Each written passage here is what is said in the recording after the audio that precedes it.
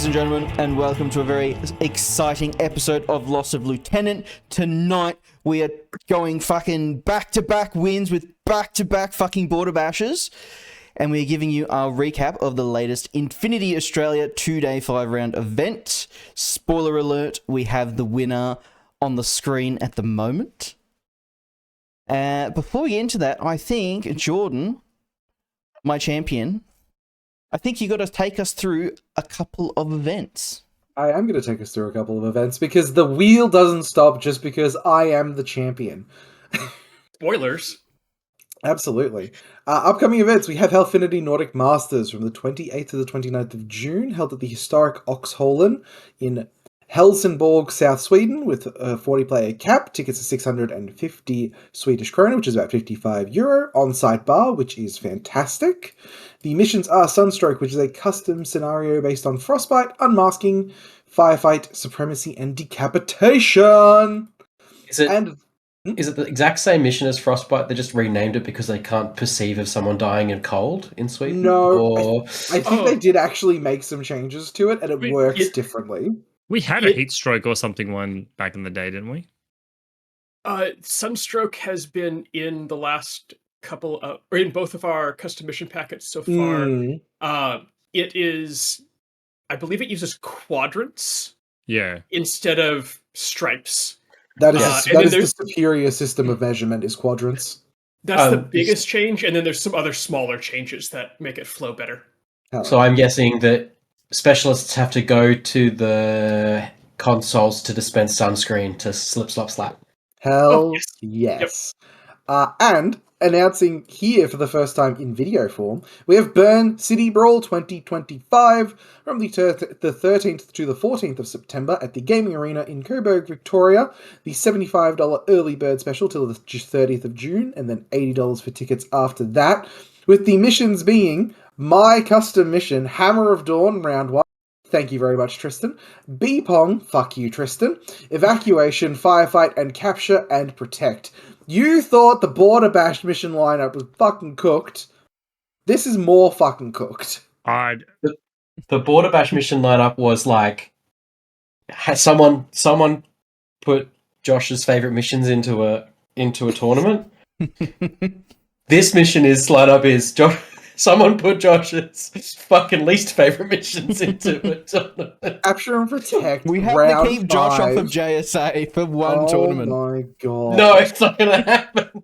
It's not going to happen. Oh, shit. I decided to put the hardest and most difficult missions because I'm a fuckhead. I like people because you're sweating. Not playing. Exactly. And people you should go the full hog and just say that all the objectives are also hard mode. Oh, God. I was doing a cheeky BCB mission analysis in the car ride on the way home, and it was just like, favours mobility. Pretty much. I'm going to enjoy all the tags and alpha lieutenants we're going to see this tournament. Hell yeah.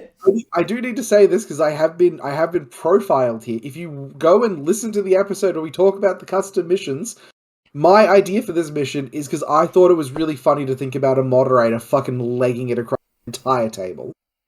It's funny because everyone's accusing you of making a mission that really suits your factions that you play. And I'm like, fuck it, it's your mission, whatever. Absolutely. It doesn't favour the way that Jordan plays with his factions. Who here has played against Jordan's Pano? Who here has seen the Jordan cross out of the deployment zone? Yeah, but she died for it. She did. But Jo didn't have to do it. She kind of does for this mission. Yeah. We do have... Oh, that was it, yep. And we do have some questions for the audience. How much does faction choice impact your tournament result? And what fundamental skills do you think are most important for tournament play? Think on that while you listen to us discuss the lovely event that we just had. And that's me. Well, Jordan, if you're answering this question, how much does faction choice impact? Fuck all, because you win with everything. Fundamental skills, roll well. Yeah, just roll good. Yep. I've had... Roll good, but make sure your opponent is watching your dice tray the entire fucking time. Yes, buy your own I dice think- tray as well, people. I think you can Yes. make bad choices, but for the most part, they're all either reasonable or really good choices. Well, it's the whole situation of, is it a bad choice if it worked? Well, I mean, you could pick US Fair point. Ariadna. You've got to be greedy. Get lucky. Gotta be. All right, let's go through our Borderbash results. Obviously, as we have alluded to, Jordan, the main man, came first. 25 TP, 44 OP, barely dropping more than 1 OP a round, which is insane. And also beat Toha for more VP surviving, which is more insane to me. I would assume It would have been even more, but Nick and I had a very fucking bloody game 4. Jordan 340 points over a whole tournament is less than 70 points a round. It's fucked. Again, round 4 skews it really fucking hard. Yeah, you killed more than 300 points in that round. I just kept picking them back up. Yeah. All right, in 13th, we had Josh with 17 TP and 34 OP. 16th was Nick, 15 TP and 34 OP. I came 20th, 15 and 28 OP. And Jacob came 29th with 13 TP and 24 OP. I think these are all pretty respectable results, to be honest. Yeah, out of 50 players or 50, Out of 50 players. 51, I think it was, who ended up finishing the whole tournament. 51, 52, something in that range. 50 flat by the time we ended, yeah. Nice. Okay. Hell yeah. Good. Great results.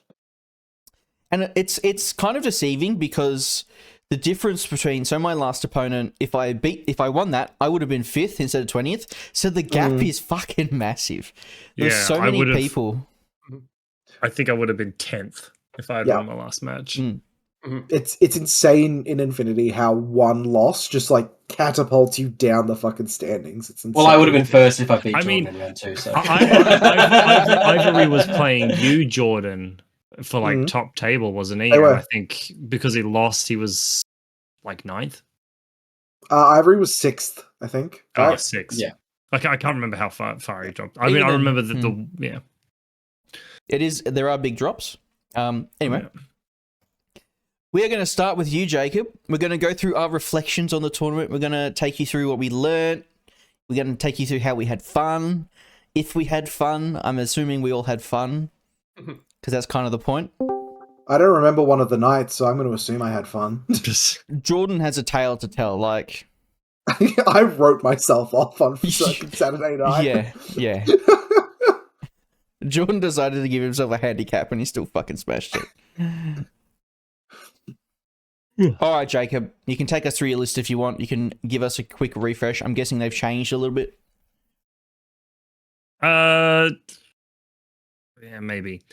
Yeah, I think it did. So, first list, which was, which I used for. What are you playing first off? Oh, so I was playing White Banner. Mm-hmm. Is there any so the particular reason you chose White Banner?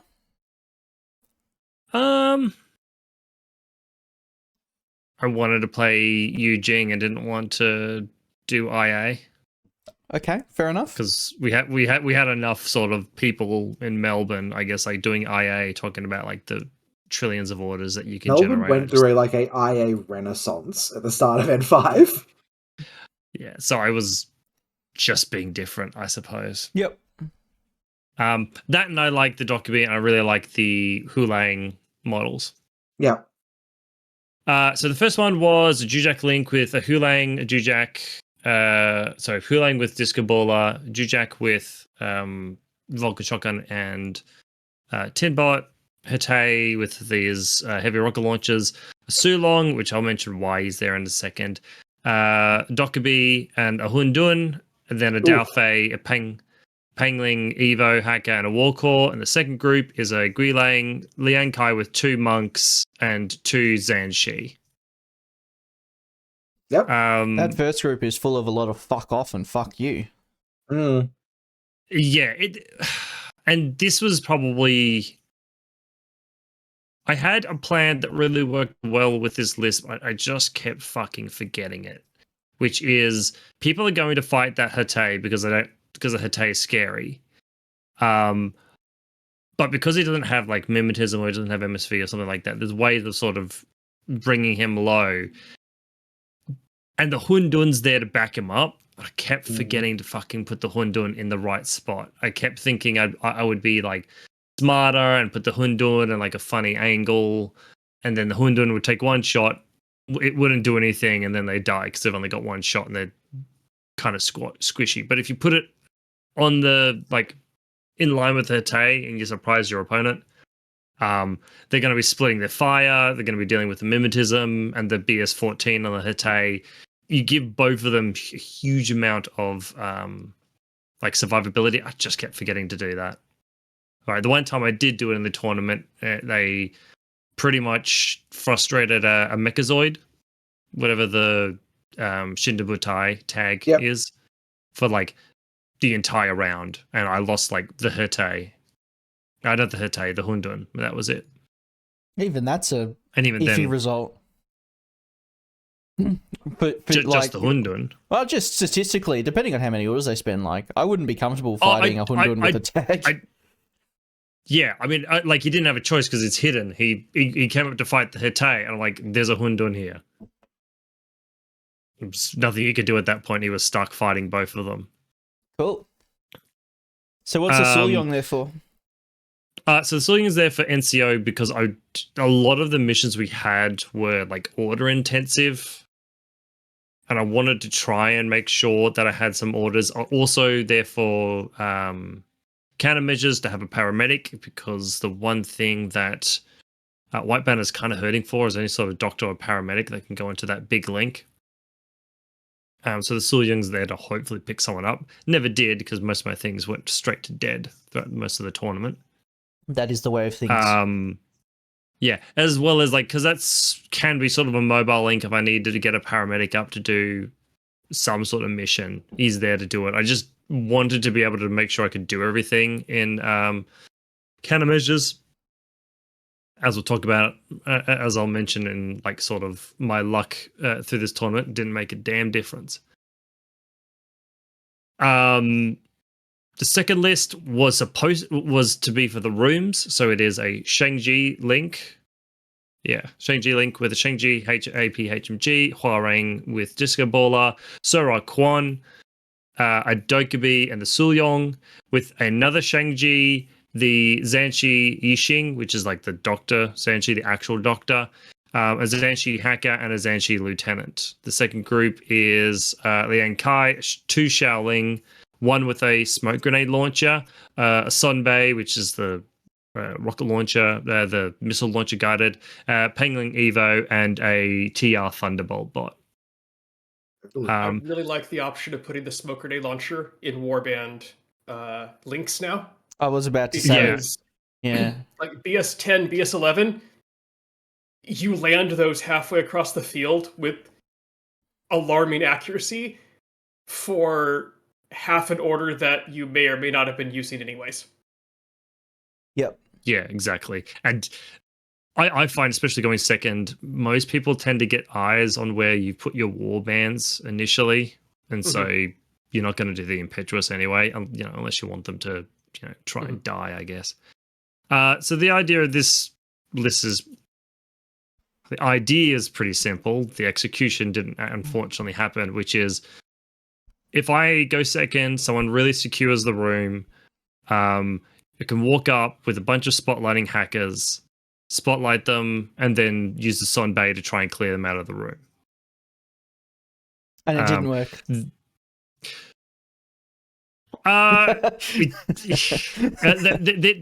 There's a tool I'm missing that I really just wish I had.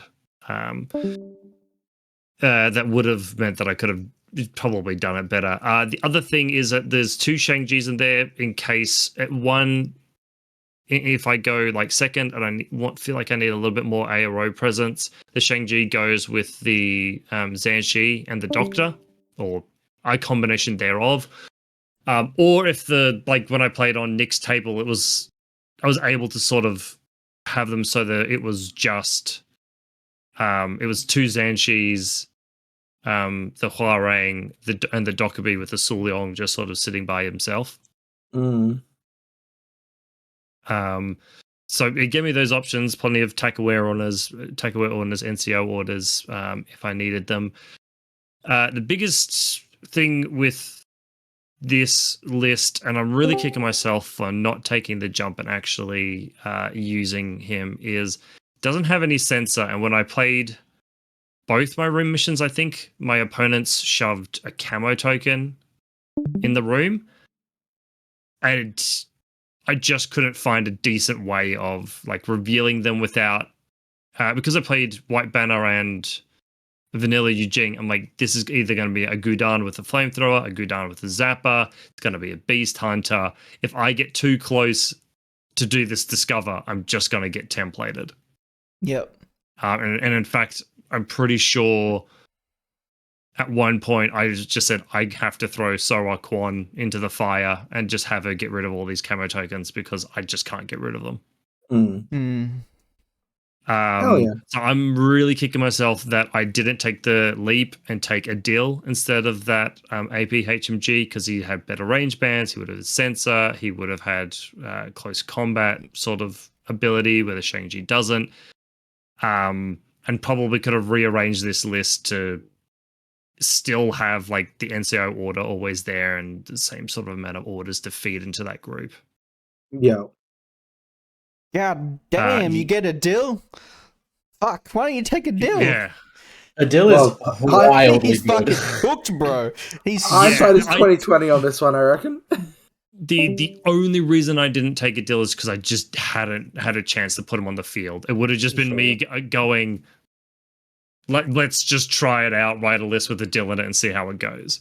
For a room clearing mission, him having sensor is huge. It fits so nice as well. You downgrade the Thunderbolt TR-Bot to your Sensor Bot, and then you chuck in a Dill over the AP HMG. Like you rearrange it because you probably wouldn't need Sora Quan at that point. Make that into Jujak with a 10 bot, shit like that.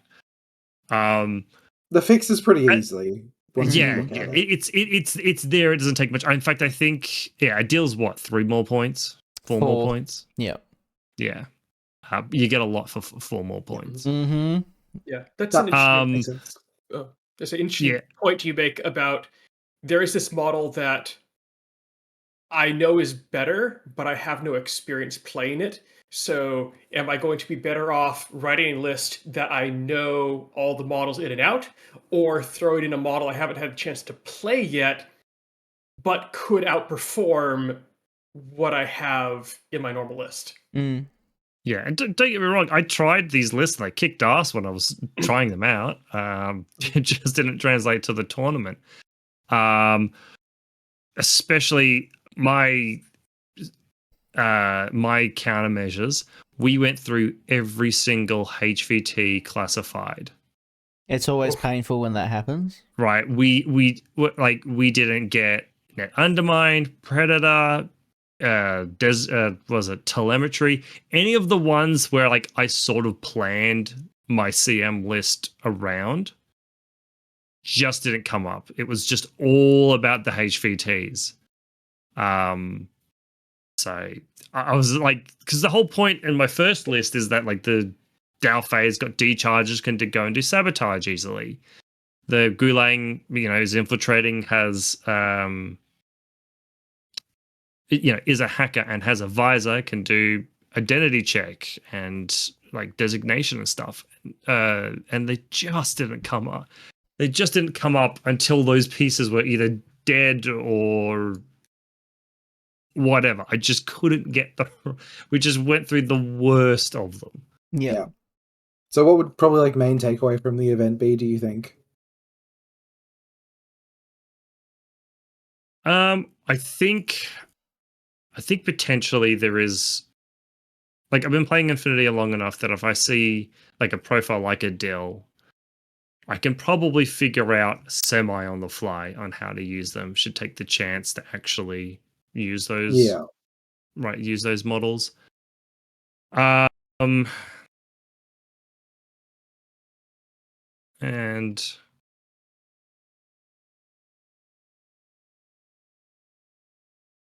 yeah, and probably just try and remember like stick to the plan of your lists a lot more. The fact that whenever I took the time I took that Hundun, I thought I'd do something creative, so to speak, with it. Was just a flat out mistake. So that's probably the two takeaways. Yep. All right. And end on the high note, Jacob. What was your favorite moment?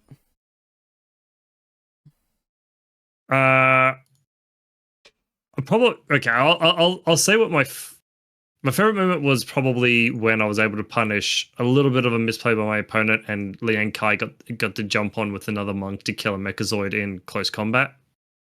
Oh yeah. It's always fun when Liang Kai beats the shit out of things because he's so good at it. Yeah, I had again in my CM mission. I'll mention this for my opponent Frank. He had the most invincible light infantry I've ever had. Yeah. The rounder outside of cover, I think took 2 rockets without dying, like straight to the face. And then there was an initiate that had got into a gunfight with my Dao Fei and survived 3 pistols. And if any of those had done like the quote unquote statistical thing, I probably would have just eked out a win on that match. Yeah. But they just they until they finished their objective, they just would not die. Yep. Sounds about right. All right. Well, I think I had similar luck to you, Jacob. All right.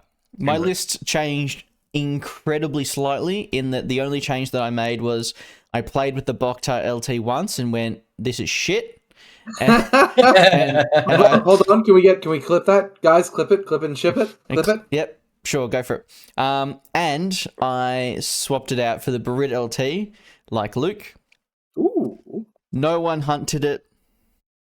No one, I don't think people even thought it was a possibility of being my LT, or people just didn't care. It was perfectly fine. So I'll quickly run through my list. My day 1 list was Muyib, Barid regular and Killer Hacker, Ghulam NCO in a 4-man link. We've got the Boktar, we've got McMurrow, we've got the Rajik Hacker. We have an Evo bot and a Flash Pulse, and then my group 2 was a duo of the Lasik Viral Marksman, a Govad Killer Hacker. Then we've got the Flamish Beer Shujay, a regular cheap ass for day, and 2 Jammer Mutts. Okay. It's something I've played very similar to in the past, but I did make a couple list building mistakes. The duo in group 2 didn't have enough orders to do anything effectively. I had way too high expectations of my group 2. I should have left my group 2 as like for day and smoke duties and just put the Lasik duo in group 1. The Lasik did do some awesome stuff. I did manage to get behind Dante's Adil and shoot a full round of Lasik into his back, and he exploded into confetti. Because that's what Lasiks do. Pitches, I think everyone's hyper-focusing on pitches now, and they should be, because they're fucking incredible. I stole an Aggie twice, and just used it to murder an entire Steel Phalanx list, going... You're either taking 4 shots from a continuous HMG, or I'm dropping 2 flamethrowers on you. What is it with Agamemnon just being the most possessable tag? All I hear is stories about Agamemnon getting possessed. No other tag, just Agamemnon for some reason. Because when it gets possessed, super hard. It fucks you over. Like, I think it just goes super hard, right? So it It's a piece that Steel Phalanx players want to spend 10 orders on, and they will get trapped in spending 10 orders on it and leaving it in the shittest position. So you can really catch it out at unawares and just get it possessed and punish it. Yeah, punish it really hard. I think people also overestimate the effect that ECM Hacker -3 has as well. They think that's like Tinbot Neg 6, and you're like, not really. The damage on total control, it's DA PS4, so if I hit you, it's probably going off.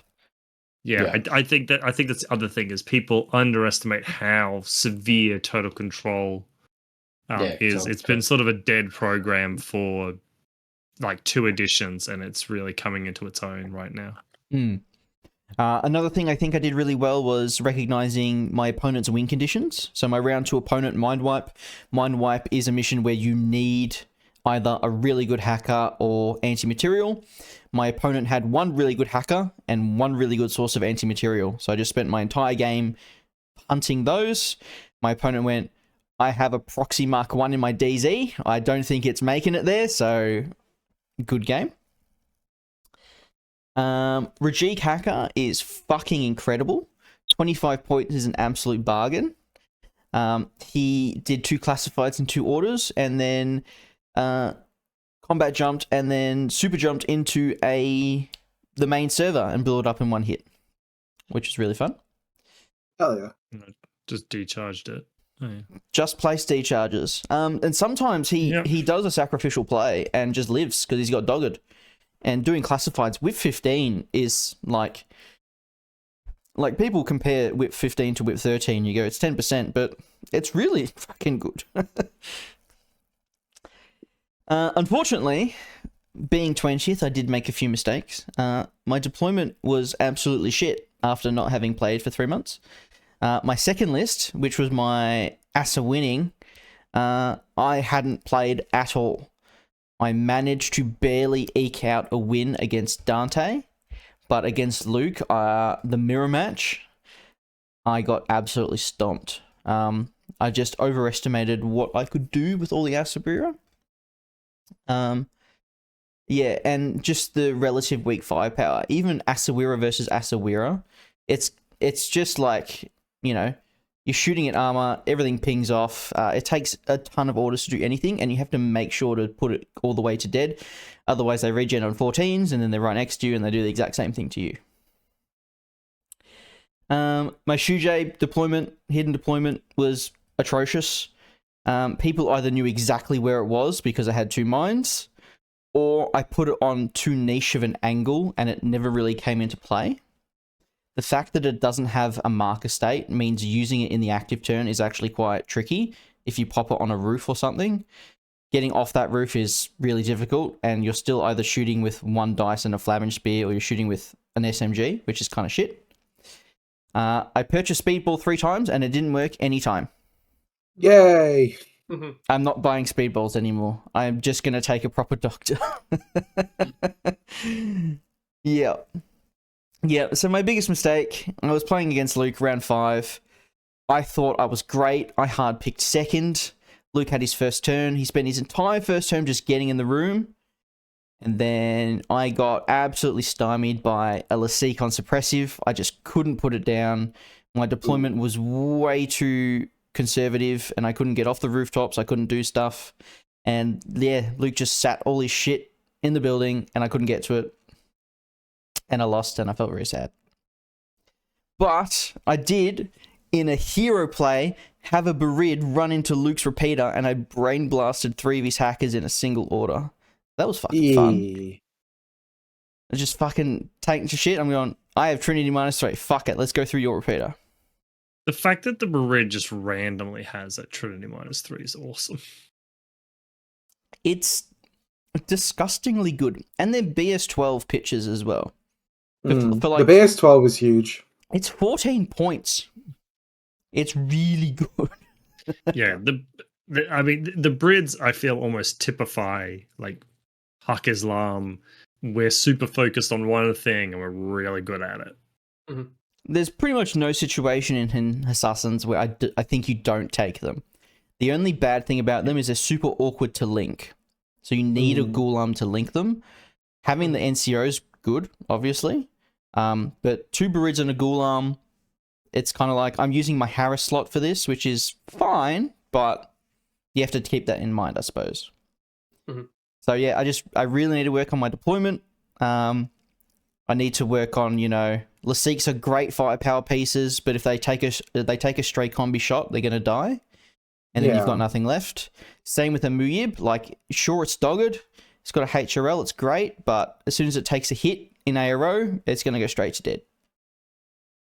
Yeah, 6 are fine until you run into structure.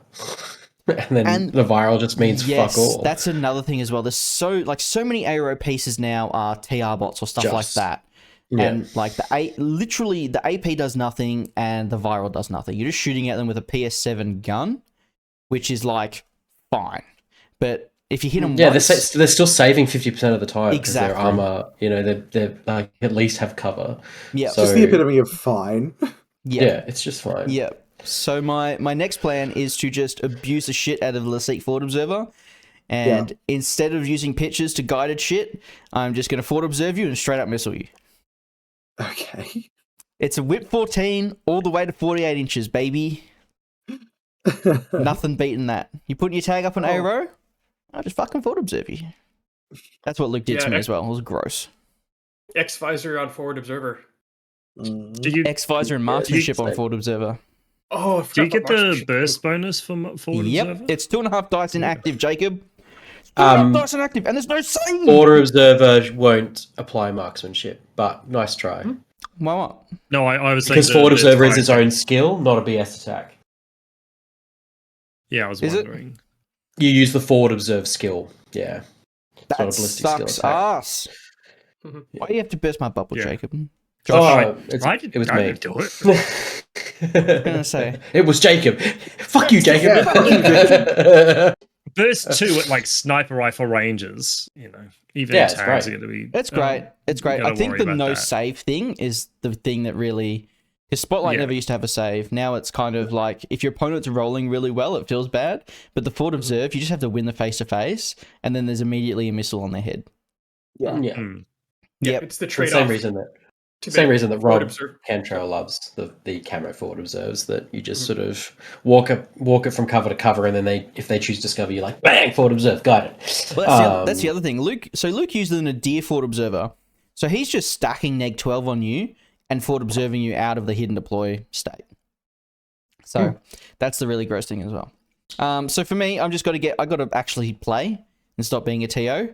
And going from playing Pano Swissguard to HB, I didn't quite switch my mindset properly. So running around with a Swissguard, just shooting everything feels really good, but you can't do it in Assassins. I am also noticing a lack of Fidays. Oh no, you got one. There's one Fiday. I'll tell you a Fiday story, everyone listening at home. Fiday playing against Val, lovely guy. He makes the mistake and he starts looking at me like he's sweating. He puts his Interventor LT in the middle of the table, surrounded by nothing. So I go, Fiday's my reserve. He must have forgot I had a Fiday. I question myself whether or not I should over-infiltrate and put it right next to the Interventor, or I should just put it at the DZ line, go, I've got 2 orders of camo or marker state. I can just walk up and do whatever. I decide to play safe and put it outside the DZ. His reserve drop is on Lunacod. So he throws a Crazy Queller right next to the Interventor and body blocks it so that I'm going to have to shoot the Interventor to hit it. I go, fuck it, let's do it. I walk around the corner. I've got cover. He doesn't. I shoot. You're on flats because of surprise. I'm hitting you on 17s. I hit twice. Great. He rolls a 6 and a 1. And I go, you fucking asshole. And then the Crazy Queller jumps in my face and blows it up. I go, well, fuck. What were the odds of that? If I over-infiltrated, I would have won. Well, if you rolled the 15. If I rolled the 15. Anyway, that's a long-winded way of saying I think Fiday players in the active should actually consider over-infiltrating more often than they do. Yes. Yeah, I mean it's 75% chance that you get it off, so why not? And in countermeasures, the Fiday isn't doing much anyway if you fail. So, the good thing with infiltration in the mission lineup for Borderbash is there was a lot of like mid-line exclusion zones, so those guys are one of the few that don't have to worry about it. Their preferred area is still really open good, to them. Fiday was still really excellent. He blew up his own console in a little corner on Mindwipe. And he was just really fucking annoying in cryogenics, which is what he's supposed to be. Cool. All right. Nicholas. Okay. So, one of my lists did change after our episode. So I'll go over them. The Mindwipe list, which I ended up running in Mindwipe, Countermeasures, and Armory. Group 1's a Raziat Spitfire. Then I've got a 5 pure core of Kornak, Kaitok Flopenspear, Kaitok HRL, Yaugat Multi-Sniper, and a Vanguard Paramedic. And then a Haris of Rodox, Spitfire, Hacker, and Paramedic. Group 2 is 2 Icadrons, 3 Dotarazi with chain rifles, and then a War Core. Mm-hmm. The War Core... I never thought as a Morats player I would live the War Core dream, but I did in 2 missions. So for Mind Wipe, I went first, and I went, you know what?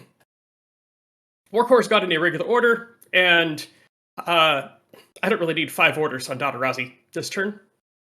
So start it, the War Core walks up, pops the first box, the one that I am least protecting, gets me my console, and then walks back into a position where he has a better ARO position. So that was the first War Core dream. And then the second one was Armory, where I went second and my opponent didn't open the Armory on first turn. So the War Core walked up, opened the door, went in, pulled out a panoply, and then held the Armory by just himself. Legend. I really like the War Cores and Morats now. They are so much nicer than the random Ducky. Yeah, 100%. Yeah. I mean, you can't beat a 3-point specialist. Quite literally. No, You can't. 3-point flash, it's okay. 3-point specialist is just amazing. Mm-hmm. So this is the one that originally had the Zerats in it, and I still want to run the Zerat Mine Layer, but after looking at the mission lineup with the amount of exclusion zones and deployment, or issues with deploying out of your deployment zone for this entire tournament, decided that was not the way to go. One of the takeaways from this was the Yaugat Sniper, and I believe Dante touched on it some in his overview of the tournament. And that was knowing when to put the Yaugat up on ARO. Because of my game against Dante, I held the Yaugat in reserve. And once he had finished deploying, was able to look out and go, the only gun he has that can really challenge the Yaugat is on the other side of the table, and there's a large building in the way. So it's not... he would have to spend most of his orders for an entire turn to get that fight. And if he wants to spend an entire turn to kill a Yaugat, I am happy with that. And in doing so was able to lock down one side of the board because the Yaugat could outrange everything on that side and deny the ability to use smoke. Yep. So while the common knowledge, and I agree with it most of the time, is that the Yaugat is an active turn piece, being able to recognize when that piece needs to stand up and be the ARO that can lock down half the board. What mission was this? This was for Mind Wipe. So the mission where Dante really needs to run up the table, and he couldn't? Yes. Yeah. Yes. Yeah, same mission where the War Core went up and did half the mission before the game, or at the start of the game. Good lord. The Raziat was absolutely amazing, and I don't think it fired a shot the entire tournament. So in Mind Wipe, it came on and decharged the server. Mm-hmm. And then in countermeasures, the Raziat and countermeasures did 4 of my 7 classifieds. Jesus. including all 3 classifieds during my 3rd turn. Fucking hell. The Raziat made 4 rolls the entire game. They were all whip checks. Oh my god. I bet your opponent is kicking themselves they didn't try and kill that ras yet. Fuck. By the time I brought the Raziat on bottom of 2, and he didn't really have anything he could put onto that side because he had castled on the other side of the board. Yeah, okay. Yeah. That said, I have to say, the countermeasures game, Lucky, that was probably the best game of Infinity I've ever played. It was amazing. You have a great reputation, and you absolutely deserve that reputation of being a great player. Hell yeah. Best sports. Join Absolutely. Best sports. Yeah. I don't think I've played a game of Infinity where, especially for something like countermeasures, it felt like every turn we were pushing the other player to be better, and like just kept going, well, I've made this goal, I challenge you to now make this goal. Excellent, good job. Now hit this level. Because we ended up doing 13 classifieds between the two of us. That's a fuckload of classifieds. Yeah. That is insane. Yeah. You did in like you by yourself did more classifieds than in both of me and my opponent in our game. Hell yeah. What a day. I was going to say quite a few of the games were like 3-2 classifieds or 4-3 classifieds. Nick's out here doing fucking 7. That was one turn of our game. Yep. Getting that many classifieds. Because he did 2 and I did 3 in the 3rd turn, which is what like other players were doing for their entire game. I did want to ask your guys' opinion on countermeasures as a mission. Do you think that not being able to get the defensive bonus is it a fun quirk or is it a mistake? I'm not sure. I think it's a mistake. Right, because if you get 3. Yeah, it should be, the story should be changed that you can get the defensive bonus. And my reasoning is such is like if you have an opponent that's just blowing you out of the water, at least you have something to work towards. You can try and get to the other end, but I know it's sort of a bit. It'd be difficult to write that into the mission document. I think it actually happen. Wouldn't that only mean taking 1 point off the more and allowing you to do more? Because you can only get max 8 points. You can get max 8 for classifieds. The simplest solution would be a perfect game is doing 3 classifieds every round and doing more for 10. Yeah. Ed's in the chat and he said that if he recalls correctly, the countermeasure was written before the defensive bonus was a thing. So it might just need a cheeky rewrite to modernize it. Okay. Makes sense. Because I kind of it was the end of the day, so I was ready to go hit the pub. But yeah, that game of countermeasures where it ended up 7 classifieds to 6. That really deserved to be a 2 TP loss. Yeah. Because it could not have been any closer. Yep. I agree. I think a lot of people had game, like my game with Val was 5-4. Val got the classified in the last 2 orders of the game. And since I only get 4 objective points, so I get absolutely destroyed. I get no TP. I'm like, God damn it. This sucks. So second list was for Panic Room, and I also ran that in Cryogenics. This was a 4-core of a Kyosat AP submachine gun MSV2, Dartok Hacker, Anyat, and a Kaitok Flammenspeer.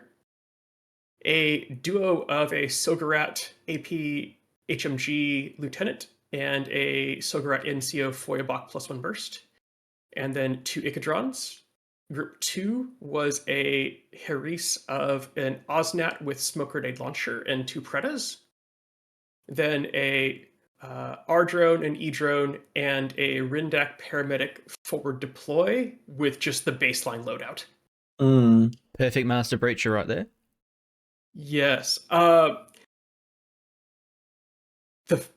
the biggest takeaway from this was how well the Rindak performed for me. Because I've previously run the Rindak as the FTO and tacked it on to, say, like 2 Kaitoks or something like that. As the specialist, it's dragging along.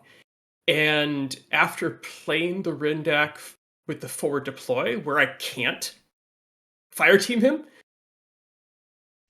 that is such a better use of it, because it doesn't, like, I wasn't artificially holding it back. So he was able to go out freely, do objectives, or be that second line to come in. He, for instance, in Panic Room, was able to get up next to the Panic Room, censor the Panic Room, and then prevent recamoing in a Panic Room. The core, I really like that core now. The Kiosat performed very well. It is not an easy tool to use. It definitely requires some skill to get it to where it can perform. But with Anyat bringing the smoke, if you can get Anyat and the Kiosat in position, the Kiosat will just delete things. In my game against Jordan, it took out both Joan and the Swiss Guard.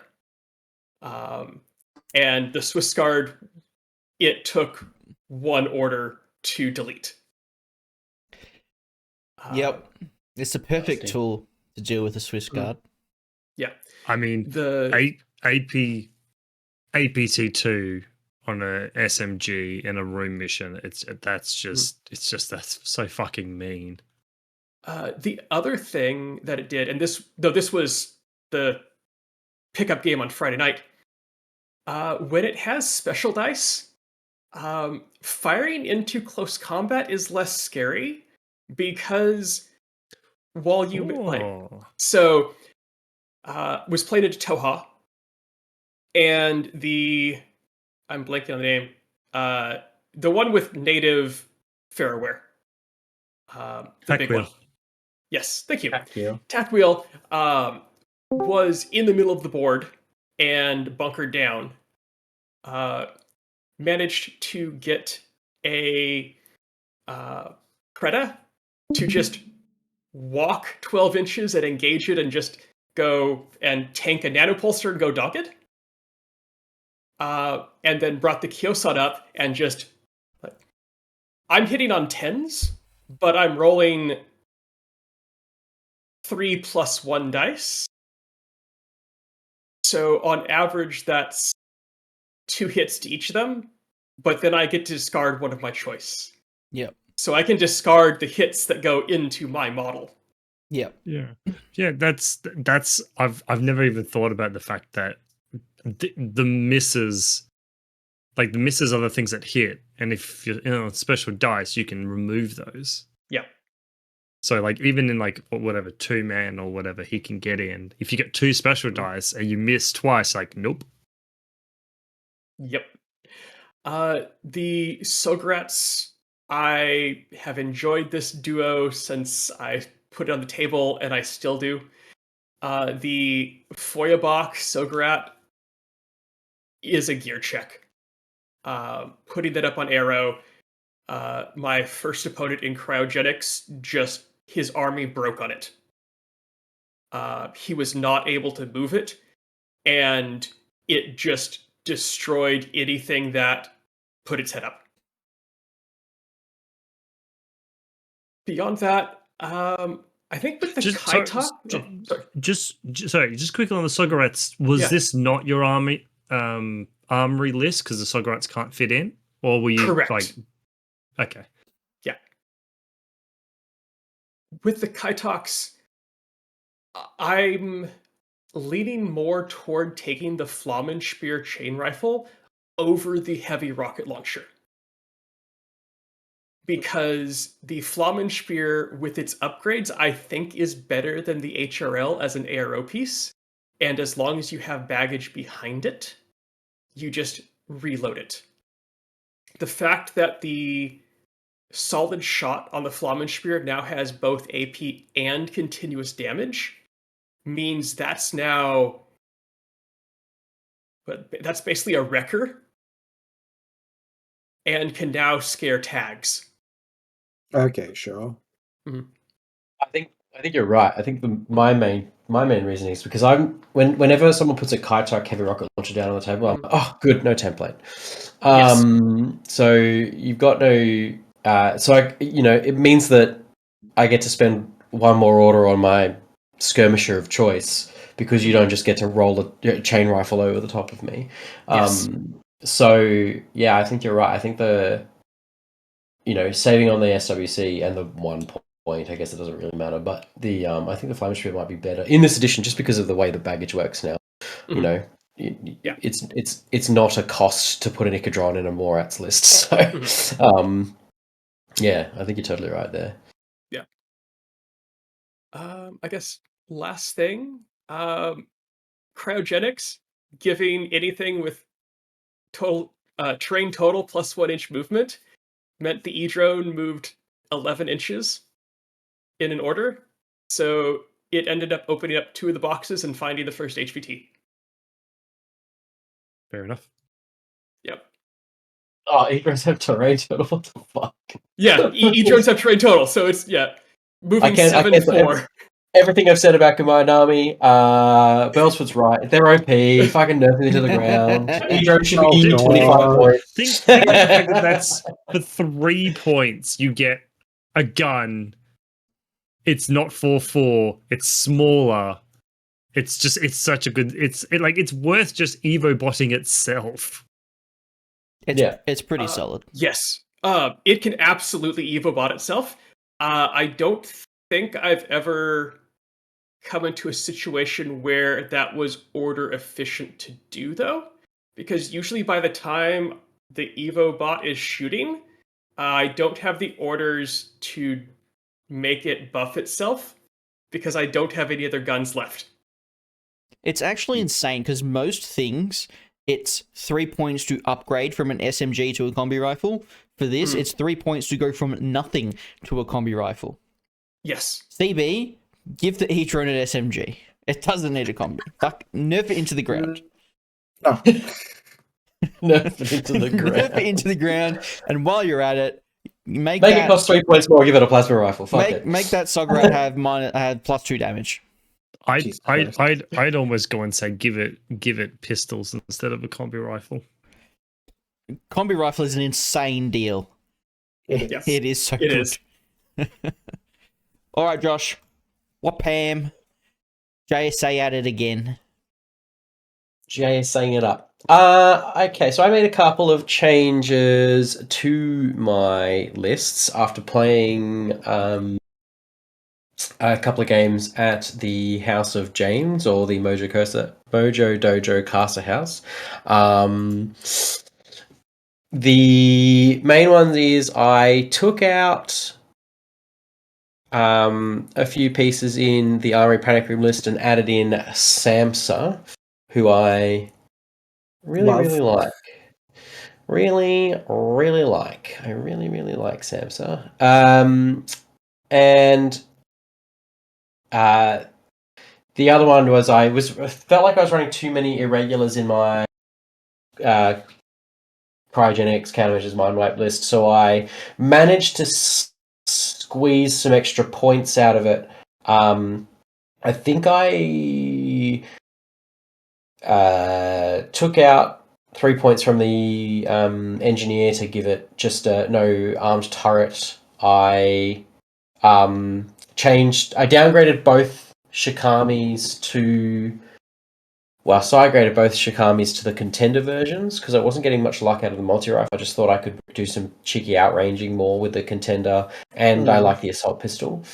I managed to get an extra Kasatsu Thunderbolt, so it was up to 3 in that in that little 4-man core that I have now. It's a Kasatsu Hacker, a 3 Kasatsu. So just can be a little bit of a pain in the ass to deal with, but It's an absolute nightmare to get rid of those guys. well, unless you're Jordan. Is it? I was going to say, is it?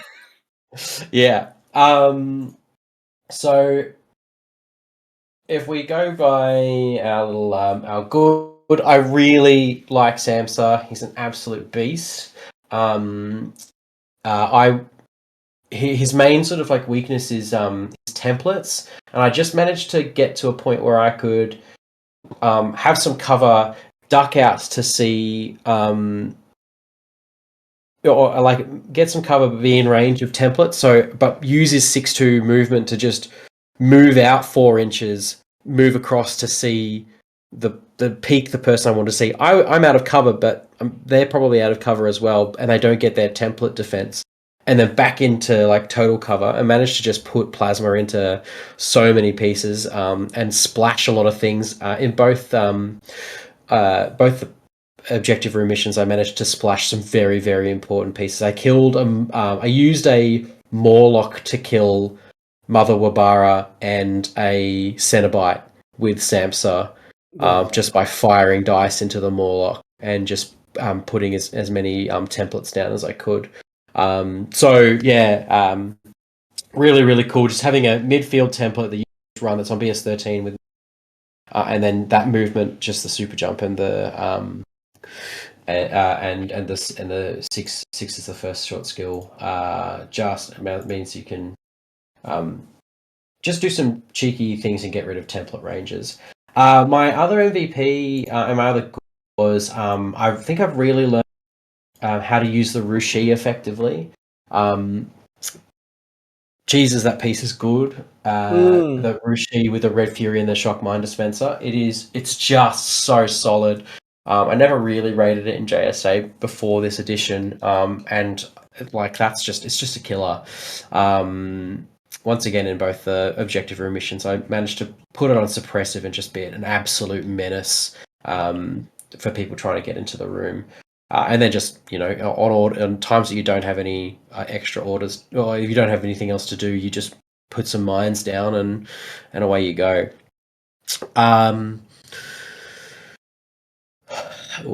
That's sort of like my good. My sort of bad is I'm not as high on the Shikami as I thought I originally was. I think I just sort of maybe I'm taking silly fights with it, or I think I'm using the wrong one. The mobility is great. Maybe having 2 would be better, maybe, but I just don't think I'm using it quite as effectively as I could. And I think the Oyuroi was probably a bad choice in missions. The reason I put it in the list. I have a really beautiful one painted up by the illustrious Danny Carroll. Unfortunately, I forgot to bring it. You forgot to fucking bring. So I was running my shitty Oyuroi, which is a decent conversion, but it hasn't finished painting it yet. So unfortunately, I just didn't. I think that was a mistake, was bringing the Oyuroi as well and not being able to maximize points out of it. I'm really happy with 2 out of the 3 games I played with the Oyuroi, I started turns in Lost of Lieutenant. My first turn in Lost of Lieutenant.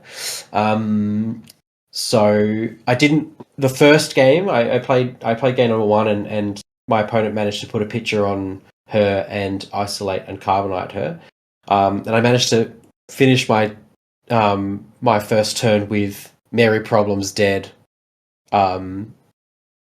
From a Yarn and the Oyuroi back on ARO duty, and then the other one was just really unlucky.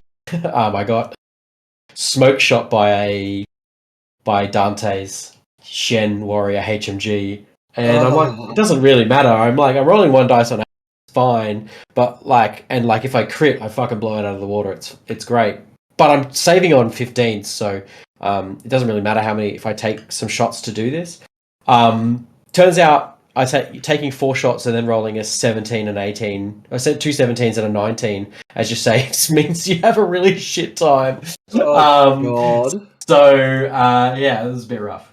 That was a bit rough. Dante in my game was also a 7 to 6 classified, so managing to pull that one out, like 6 classifieds with a turn in loss of lieutenant, I felt was pretty good. Pretty good. My favorite moment definitely is just anytime you got to use Minamoto Musashi just to slam into people is lots of fun. How many saves did Liang Kai have to take, Josh? 12. I crit Liang Kai 3 times. I think you just pick him up at that point. Yeah, my opponent only rolled the first 4.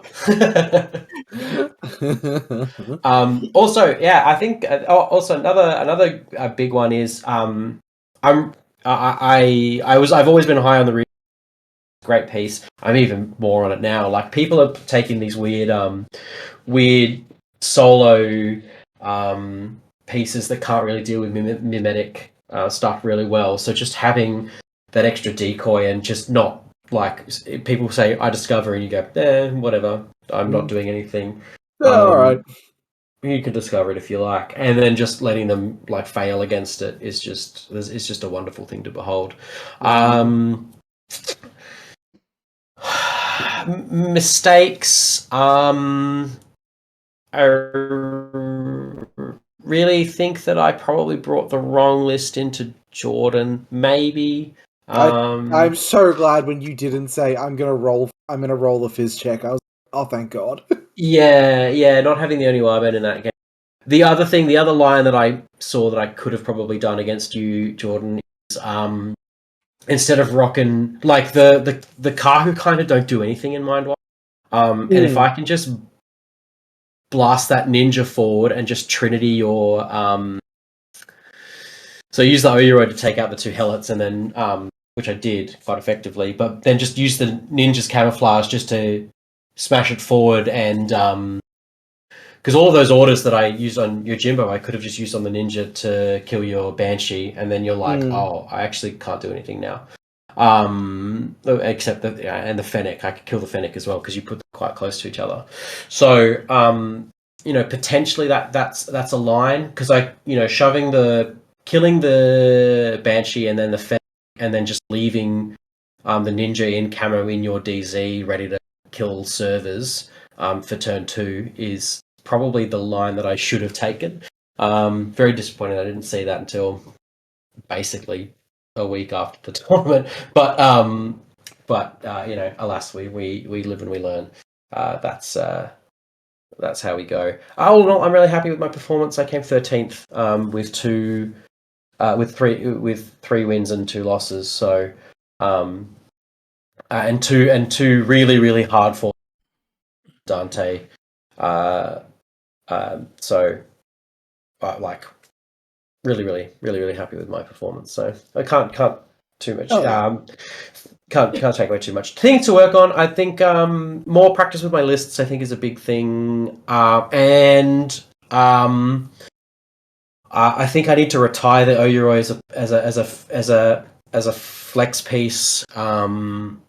Maybe unfortunately, maybe Musashi as well. He is fantastic, but I just I'd much rather have a Damaru. Much rather have a gun available to me. With the Tanko Disco Ballers. So,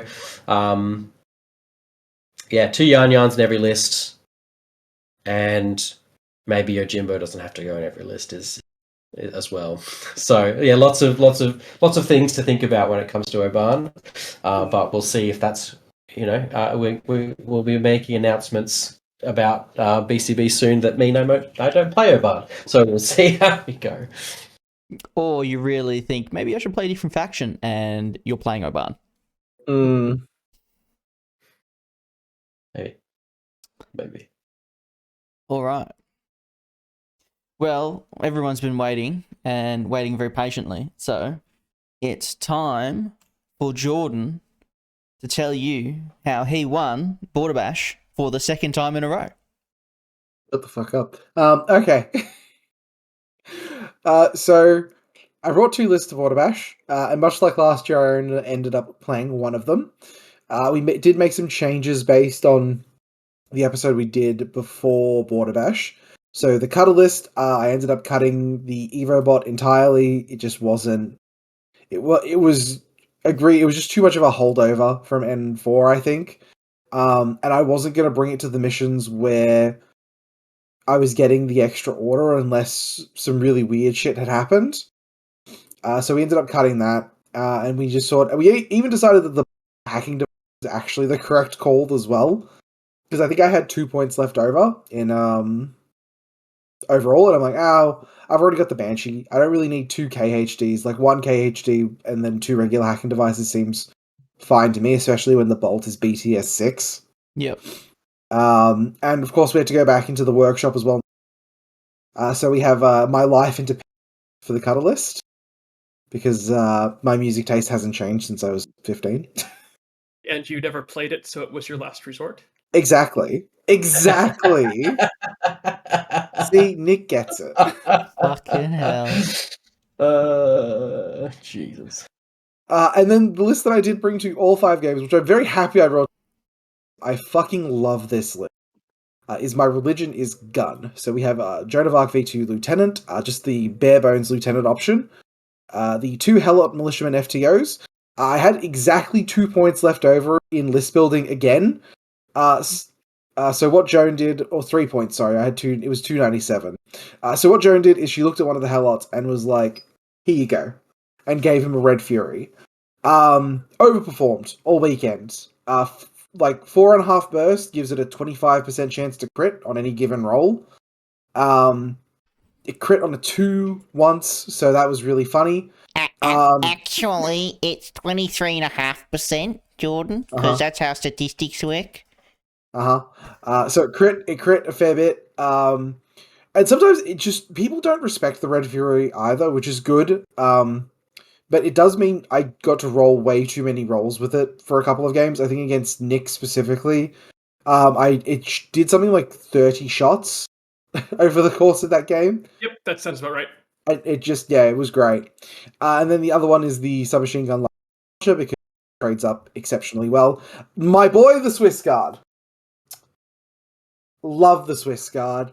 He collected over a dozen scalps over the weekend. Every game, I was looking for the best place to put the Swiss Guard. Against Josh, it killed all the Keisatsu Thunderbolts. I don't know why everyone's so scared. Just shoot it with a MIM6 gun. MIM6 BS15. Yeah. MIM6 BS15 is pretty good, hey. The funniest thing with that as well is in game Nick, because he knew my list inside and out. My reserve drop was the Swiss Guard, so I could just pick the most obnoxious place to put it. Which I thought was pretty funny. And otherwise, yeah, he's just so good. Like, you know, people have been like really low on HMG. I think that it's fair to be low on like a BS13 HMG with like no mods on. But adding MIM6 on it means you're going to force through more saves on average.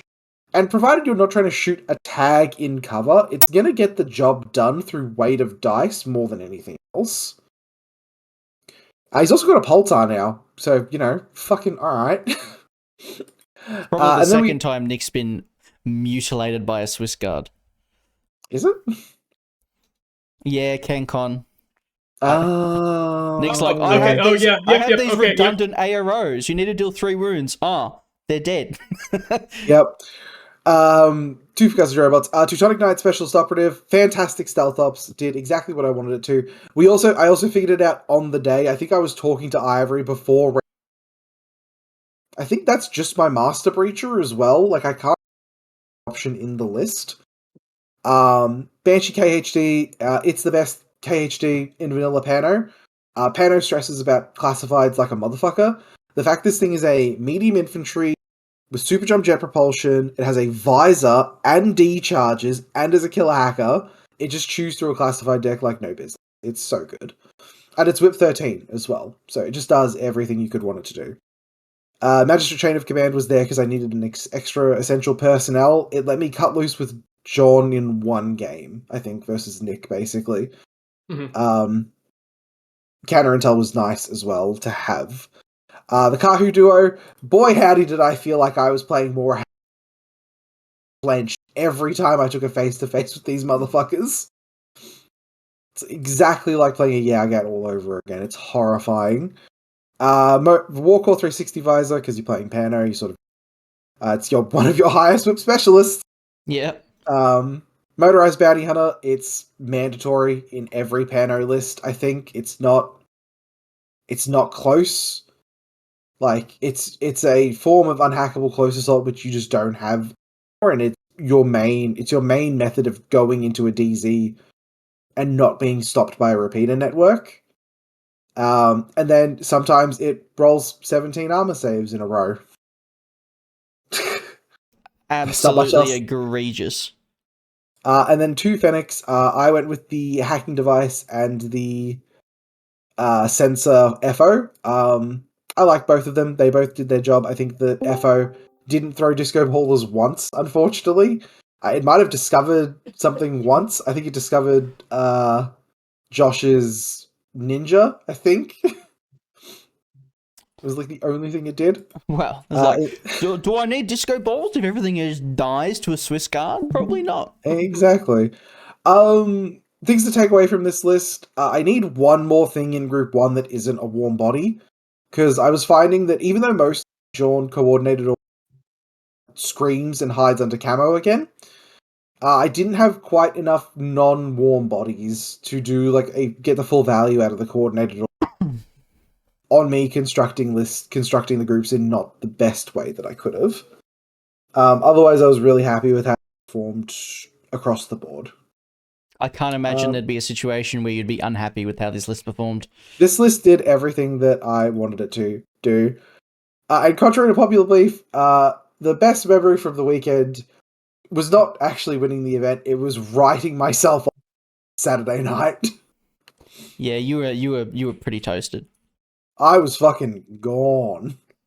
I have no memory of that night past eating my dinner at the brewery. Everything gets pretty patchy after that point. It was if you saw me on Sunday morning, I think I spent a good hour or so clutching my McDonald's breakfast bag before I eventually handed it because I could not eat.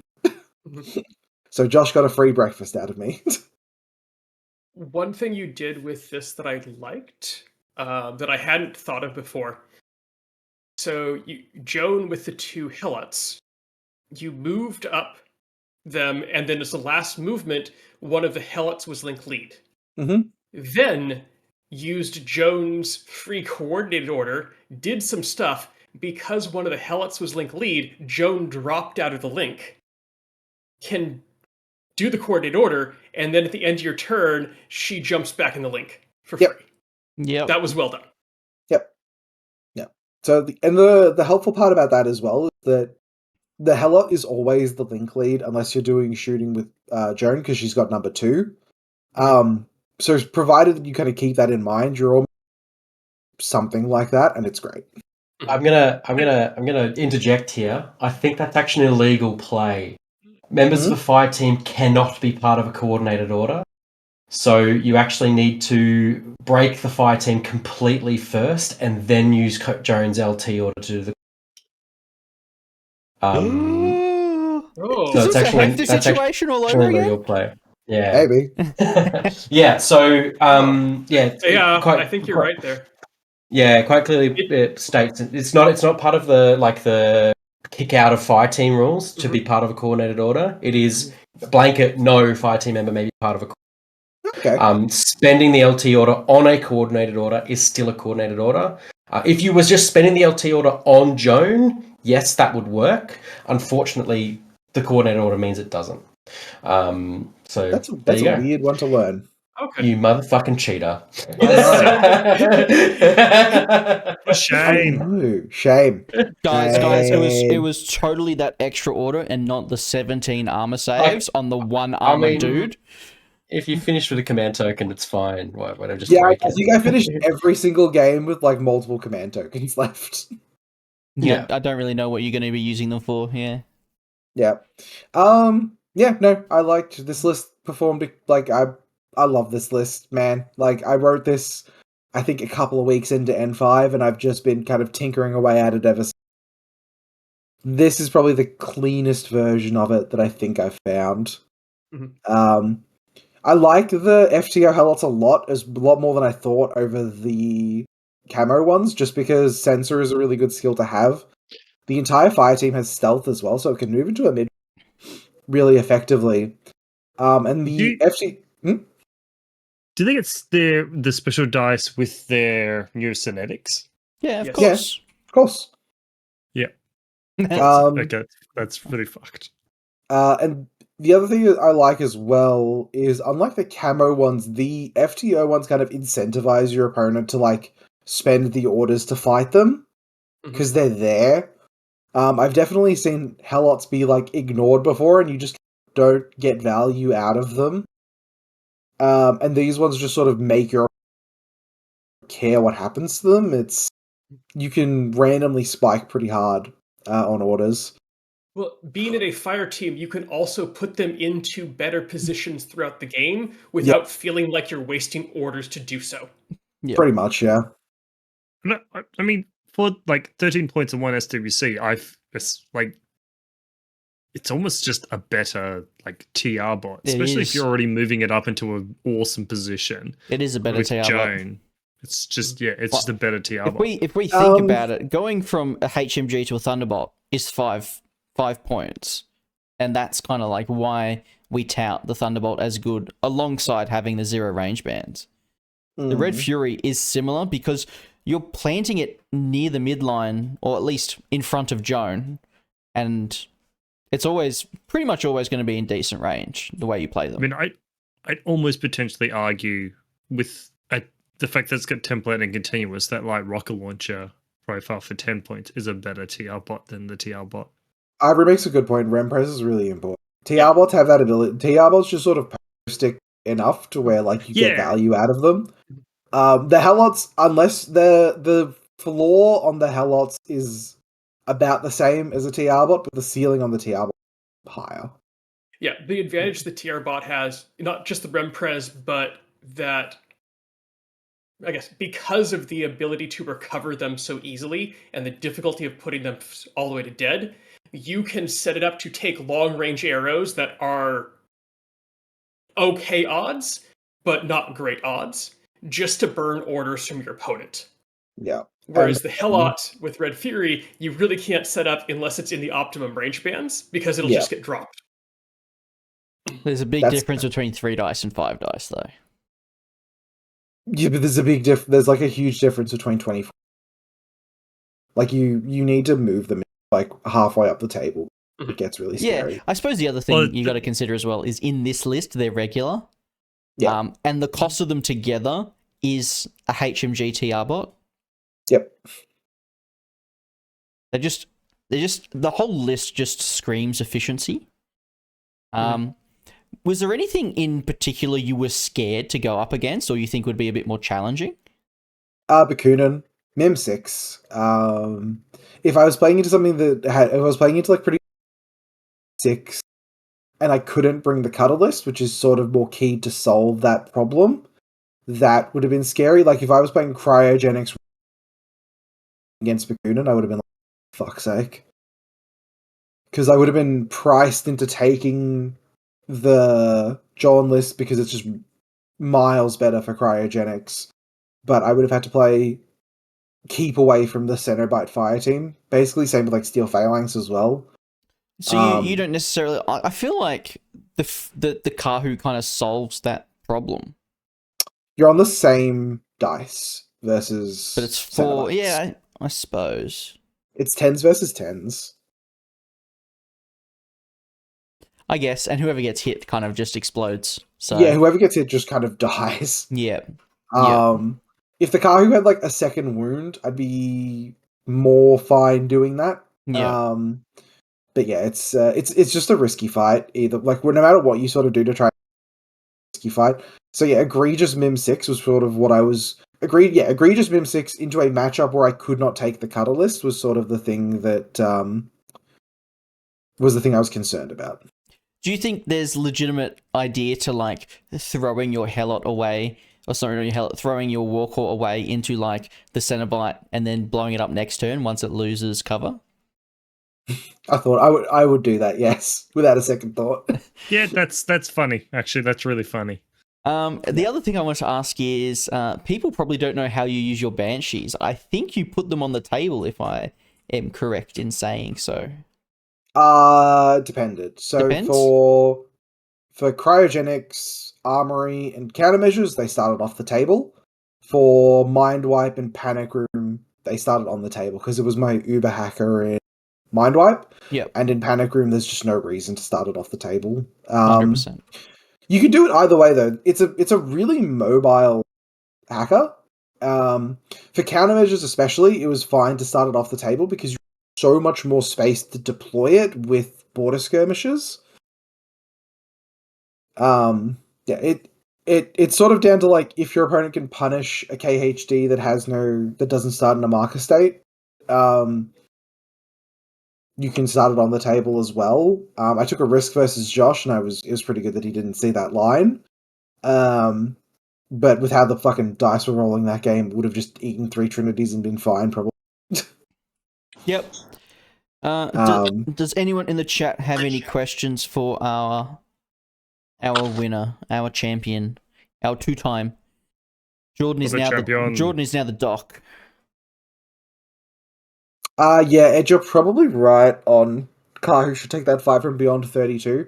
The numbers get like really low, and it's just that it's just more like, yeah, so more who hits, not how many times do you hit? Because that's like 7s versus 3s or something, or 4s. Yeah, it's low. Yeah, I'm never comfortable because then I miss everything and then I get hit once. Mm. Is this the drunkest you've ever played Infinity? Round 4, I was not good. Like, I felt really bad for Nick because I took my turn 1 was like 30. I think. That's reasonable. I was not concerned about the time in our game. Yeah. I felt really bad though.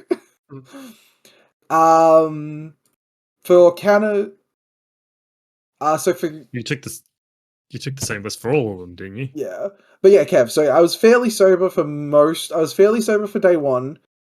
I was not sober at all for round 4, and then round 5, Corey kept trying to feed Ivory and I drinks to make us play a really loose round 5. Mate, those espresso martinis were petrol, dude. They were fucked.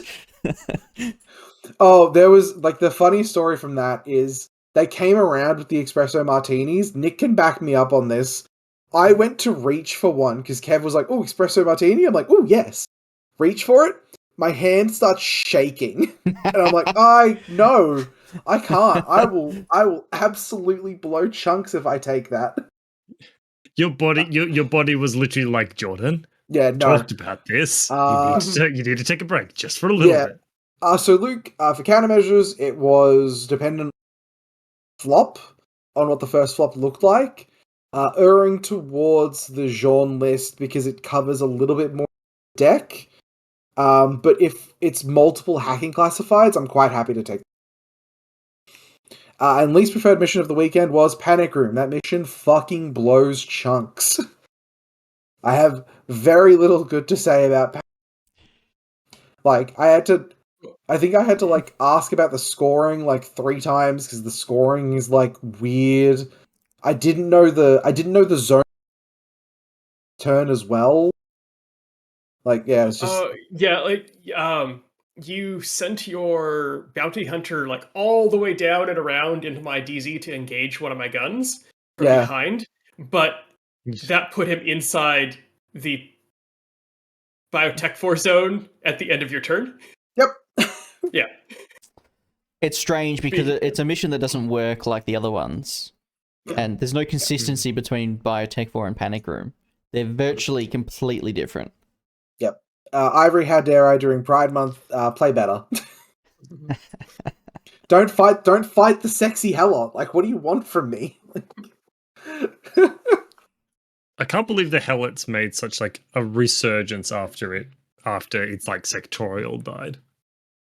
Being linkable in a vanilla, especially with the centerpiece of that vanilla, is very, very good. Oh yeah, it's an incredible like piece now. It's just interesting that it's like There's a that lot of after like interesting Helot links you can very build low end. now. There Like, is if I some stick really with cool ones. If I stick with vanilla, I'm definitely going to try like the Nisei HM Helot link. Yeah, I think that's really cool. that is really cool. Yeah, I think very much looking forward to that. This Borderbash was better than last year, honestly. Like the social on Saturday night, I think, because there wasn't an obnoxious bad singer, like Yes. just blasting at us. No. Instead, it was just at a brewery. I felt really bad. There was I think there was like 2 dudes in the food truck, and they had no idea how.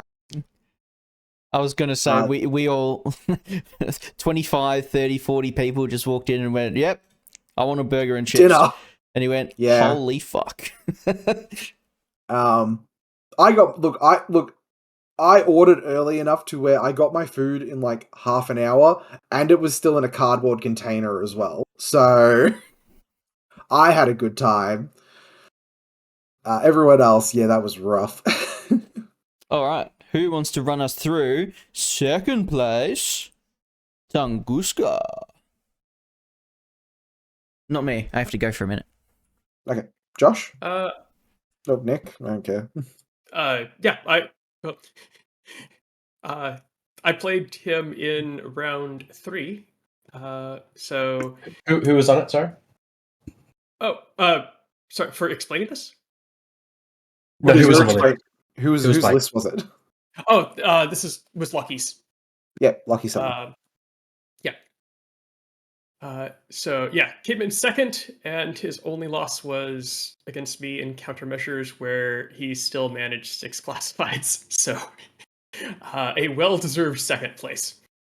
The first list that I didn't play into, although very similar to the other list I played into, a Hollowman core with a missile launcher, a hacker with firewall, a boarding shotgun specialist, a multi-rifle with pitchers, and then Perseus. An interventor killer hacker, a puppet master with a AP marksman and a boarding shotgun FO, then 2 flashbots and a Evo hacker. Group 2, he had Denma, his interventor lieutenant, who has a HD+, the Salamander pilot KHD, a clockmaker, and a vertigozond. And then his second list that I played into was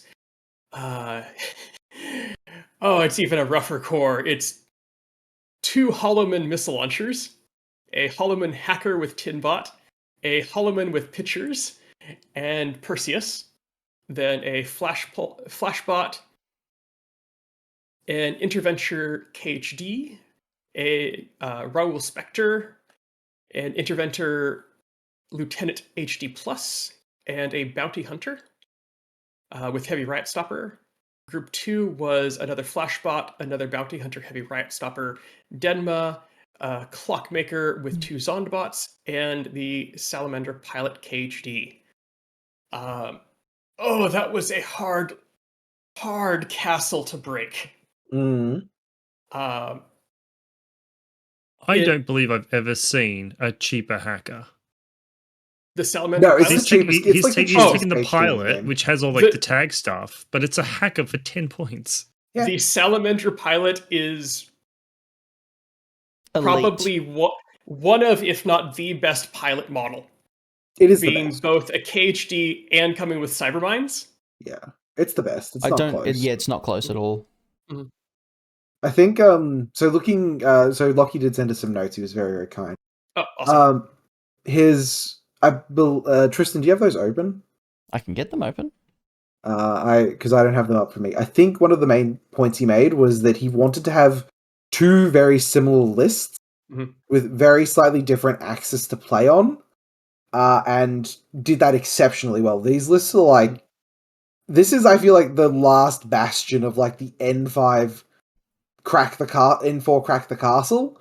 Like 2 Hollow Man missile launchers, so what? It's 2 armor 4, 2 wound Rem Pres models that you need to somehow deal 4 wounds to put them to dead Each.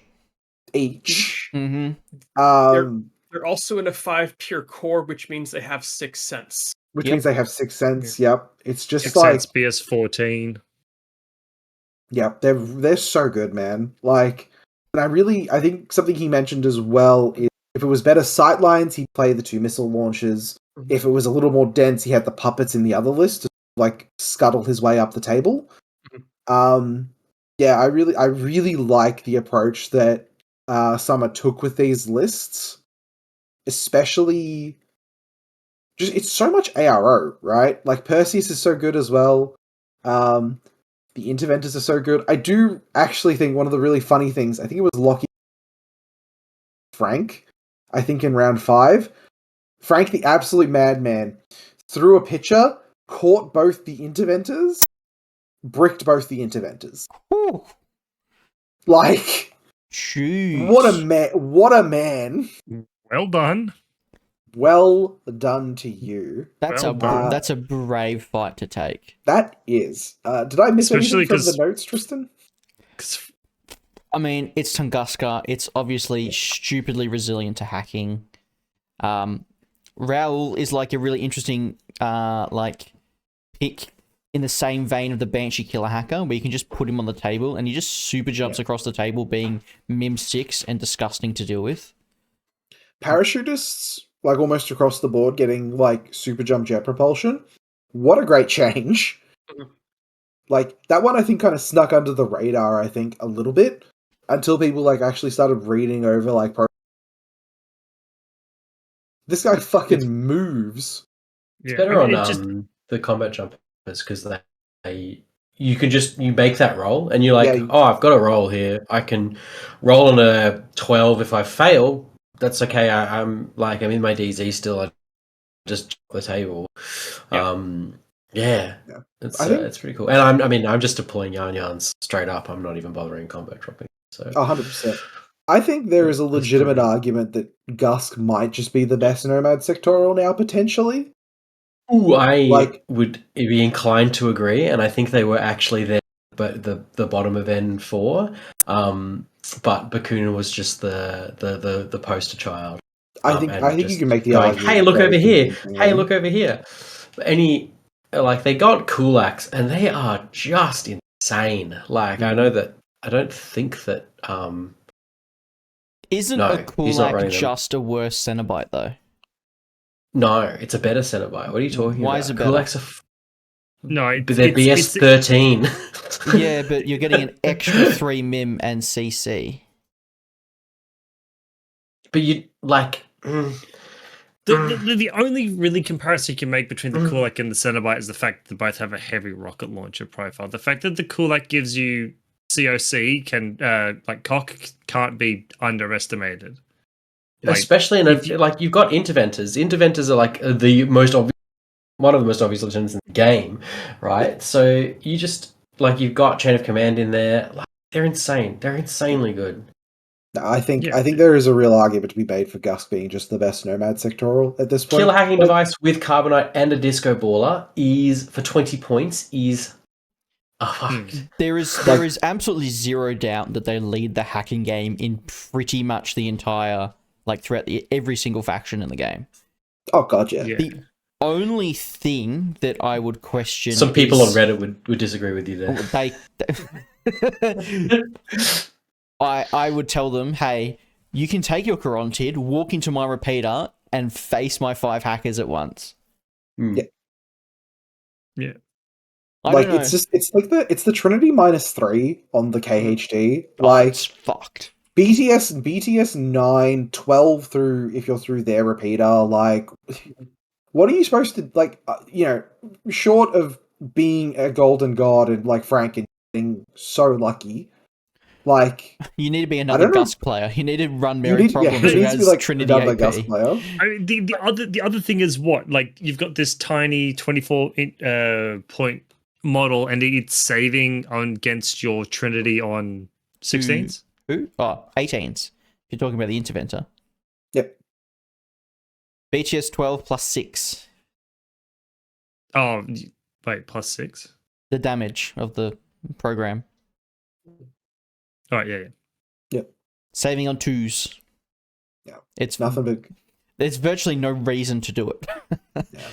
I really like Lockie's strategy of bringing two lists that were like pretty similar, but with like a nice line of difference that let him sort of pick for matchup. I love that. Yeah. Mm. Yeah. This is almost like typifying, where instead of looking necessarily at the scenario, he's looking at the table and his opponent and deciding which list he wants to take. The only thing 100%. potentially I feel like this list might not do well against is like hard MSV AROs. Like, what do you have actively aside from like trying to 2-dice your opponent with a missile launcher? Do you have to get rid of, you know, a MSV mim piece like a Epsilon or a whatever? Just I mean, roll it's better still- with the ML is the Yeah, is it's the still- word it's from still- Ivory. It's still Sorry, going to Vicky. suffer from like Gusk stuff, where if you can scalpel out key pieces, you know, it's if you get rid of like Perseus and Denmar. Also, in the first, if you get rid of Denmar and Perseus, suddenly the's no CC left, and I just think but that's potentially just the nature yeah. of Tunguska. I think potentially there's no like it's like stall diffing them basically. I think Bakunin or like Steel Phalanx, lots of mimetism would still be annoying to deal with, because you might end up just not hurting each other. Hollow Men just won't die and you just won't hit. But Well, the other answer to that is list 1 with the missile bot. If they're bringing hard arrows with Mim 6, you toss a pitcher out there, spotlight them, and start dropping missiles on them. It's kind of the same thing though, because it's going to take so many orders to get rid of that kind of thing. Yes, although Tunguska doesn't necessarily not want to be throwing pitchers out there in the first place. Yeah, It's risk free as well. Like, I mean, you pop you might spend a lot of orders on it, but it's absolutely 100% risk free. Popping your missile launcher in front of Phoenix, for example, might end up meaning a dead Hollow Man of yay. But like, if you fail all 5 of your orders against like BS Tech guided against Phoenix, you've just lost 5 orders. They haven't gained anything. You haven't lost anything really, except for a third of a turn. the only other thing half is a turn. It's not the the only other best. thing. Sorry, Oh, sorry. It's not the best, but it is an out that is in one of the lists. yeah. Yeah. The only real issue is there's only one pitcher. You've got the fast painter and the interventor, but you're not running killer hacker. But you're not running there. The taking the 5 Hollow Men is a big. Josh, I have definitely seen someone fucking look at the innovator and go, yeah, fucking watch his feet move. But yes, I've definitely seen an interventor like be made to walk up a table. Put the interventor in Cybermask and watch how his feet move. Top of turn 1 in my game against him, his interventor lieutenant came up and did HVT assassination. Oh my god! All right. So Okay. he is not scared to run an interventor up the table. So I think the problem with having so many Hollow Men is missing out on some of those key Tunguska pieces, like Like a go pod. the Heckler, the Heckler, and I mean the Meteor's on less so, but like you are missing out on it. So, it's definitely a choice just to run your 5-man Hollow Men. Whether or not you need 5 of them, I think is kind of a bit. the thing with the Heckler is you get half of its job done with the pitches. But it's more certain than the pitches is sort of what How I'm much- thinking. Yeah, you no. spend more orders on. How much worse would the list be if you subbed one of the missile launchers for Miranda? Is Miranda like Miranda Ashcroft. yes, Yeah. as that Why? AR because it's a Mim 6 marksmanship emitter with +1 BS. Yeah, much worse than It's Sixth the Sense. Sixth Sense. Yeah. So, like in the list I played against it with the 2 missile launchers with Sixth Sense means I can't smoke shoot and pick out one of them. Yeah. So I had to creatively use terrain between us to deal with one of them first, and that was the most dangerous one.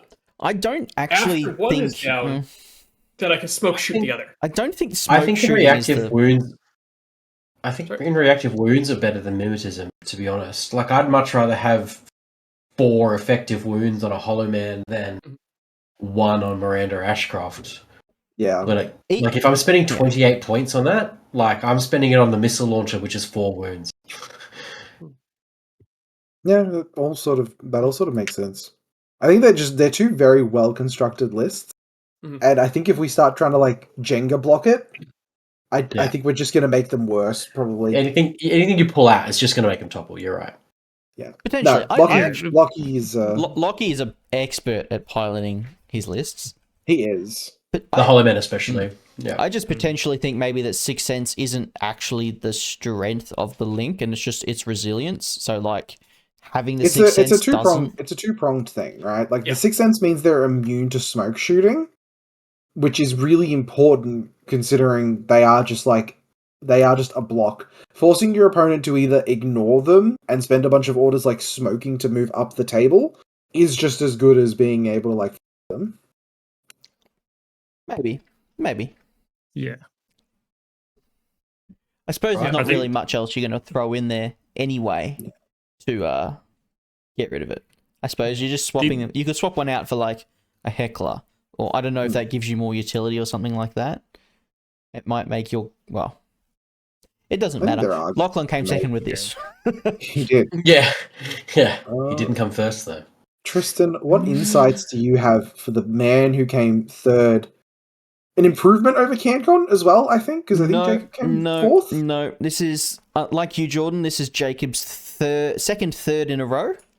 Is it? Yep, one's a fluke, Wonderful. two's a pattern. So Huh? IA Always a bridesmaid. Jacob. IA just fucks. So third place we have Invincible Army. First list we have a Oh, just before Tristan. Okay, The second best Eugene sectorial. Continue. second best. What? First best. Yeah, sorry. First best Eugene sectorial. Second best flavor of Eugene. Continue. All right, we have the Moang NCO with Red Fury and Disco Balls. We have a Hideout Killer Hacker. We have the Zencha Hacker, which has Upgrade Trinity. We have 2 Gudan Zappers. We have 2 Flash Pulses. We have a Baggage Bot and then an Evo Bot. Group 2 is that Rushi Red Fury Mine Dispenser. We have an Engineer with a Turret. We have a Paramedic. And we have a Missile Bot all linked together. We then have the Hyunhuo HRMC. And we have the Basic Bitch Daoying +1 LT. I think people kind of look at an IA list like this and they underestimate it because it's like, oh, you got a Moang and you've got what? A Yanhuo, whatever. What people fail to realize is this list shits out like 20 orders a turn. Yep. IA's strength is just shitting out orders and going, I can fail 3 times and just keep going on. And Well, it's also like the upgrades they've picked up through the edition, right? Like the Yanho has immunity arm and like, Warhorse. Fucking deal, yeah, and Warhorse. Fucking deal with that. Yep. It's a BS14 HRMC. It's immune to BS attack. You can't isolate it. You can't fucking like burn it to death with a HRL. Yep. Can't fucking monofilament.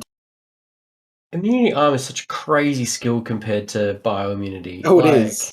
Yep. It 100% is. Everything with bioimmunity got immunity, but like, oh, God, they're just so strong.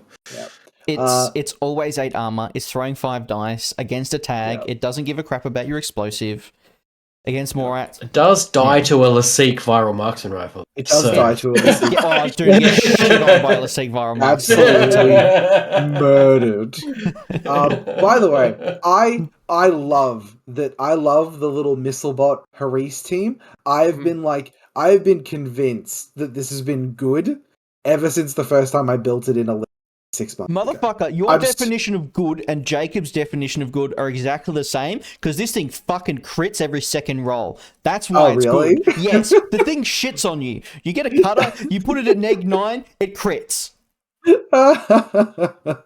One other thing with that is that the I'd send some engineer salt. has a combi rifle turret, and while the deployable turrets have definitely come down in power, he played this by stacking it with the missile bot to make arrows make it more difficult to pick it out with arrows. I will also say that this list hasn't changed since CanCon, so Don't fix it. the turret isn't intentional in terms of the Jacob didn't know how the turrets got changed because he hasn't played, and he still comes third. I played him in round So- 5, so I wasn't. He was comfortable with the change by then, I guess. Yes. Yep. The second list, the list that really makes me cry, we have Group 1, 15 orders. We have Bishi. We have a Shang-Chi APHMG. We have the Shang-Chi Hacker, which is one of the... It's a Hollow Man hacker on fucking crack. We have the Dao Yang LT. We have 2 Gudan, this time with the heavy flamethrowers to help clear those rooms. We have the same little missile bot Harris. We have an Evo bot, and then Group 2 is simply a Taka-Ware bot, 2 TR Thunderbolts, and a baggage bot. That Group 1, even if you dock it 2 orders, you have 10 regular, 2 Taka-Wares, and 2 thingies.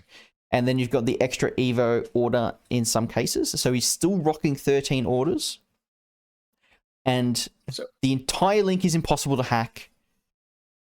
Yeah, go on, Nick. So I played into this round 5. He went first. I docked him orders. I was playing my Kornak list. After I docked him orders, he still had more orders than I had on my first turn. Yep. Yep. It's just so many orders. It's ridiculous. It's one of the biggest strengths, and it's like a weird thing in Infinity where the resiliency of your order pool is huge, and this is like typifies this, where you can take out like both of his Gudan can die, and you can kill, I don't know, let's say the missile bot for whatever reasons, and you're like, cool, I killed 3 orders, and he's like, I'm still on 11 orders. Yeah, I'm still on 11 There's orders. basically no reason to try and kill anything except that Harris. That Harris is the entire the list. 2 Shang-Chi. Yeah, Mhm. Harris is the entire list. Yeah. And if you had my luck with it, you would have killed it. You would have killed it with a single Panzerfaust. Yeah. Jacob hasn't come up yet against like a JSA player running 2 Oniwaban or Speculo or like Aljabel, where they get first turn and both the Shang-Chis just die. Like Yeah, he hasn't run into that yet. That feels like the weakness, right? Yeah. Yeah, the Shang-Chis for all Starting every list with Shinobu and Oniwaban. yeah the Shang-Chis are surprisingly fragile. They're people. I think people kind of treat them as this scary boogeyman, but it's just a HI. Yes, if it hits you, it fucks you because it's AP and shock, but it's just a 4 wound HI with BS13. You can outgun it. And BS13 really like it does actually hurt it significantly. It's just orders. The Shang-Chi can fail 5 times in a row, kill you on the 6th, and still have like 7 orders left. But the thing is with this one is like, I almost feel like the Shang-Chi HMG is pretty much put there for the firewall, because if this is his room mission, it's Bixi and the Shang-Chi hacker that are going to be doing most of the work, and the Gudan. Like if you're throwing things into the room, the Shang-Chi's just there just in case you need to throw 5 dice at something. I think Luke makes a Panic really... Room has a confused deployment. So, like, you're probably going to be attempting to chuck 5 dice into, and like guns still beat people inside a room. Like, you just walk around, strafe around it, and shoot people inside the room. So it's, I think having it available to you, a relatively quick APHMG is fine. Yeah, I think Luke makes a really good point. Like, we can sort of like quibble about like how good a BS13 HMG APH like N5 currently. Like, it doesn't matter when it has like 7 extra orders before it starts touching the regular. Like, I fail. Oh no, my attempts failed. Oh, good thing I have like 7 more backups. Like, you make up for sort of the underpinning of the effectiveness of the Shang-Chi by just like sheer weight of orders you have available to you. Yeah, like you could say that the Shang-Chi hack is whip 13. It might fail 5 times and succeed on the 6th, but then okay, cool. He's still got 8 orders left. Yeah. I would not want to be the person playing this list because it is so many orders. It would just fry my brain having to spend all this. Yeah, it'd have to be a very quick player to play this list. Yeah. I think it's kind of fine because you're basically either spending those orders on a Harris or Gudan. Like, so you're like, sure, whatever. And then the actual decision making when it comes to the Harris is, I think, would be fairly straightforward. Like, I can hope so. Even the Shang-Chi in the room has a shock boarding pistol.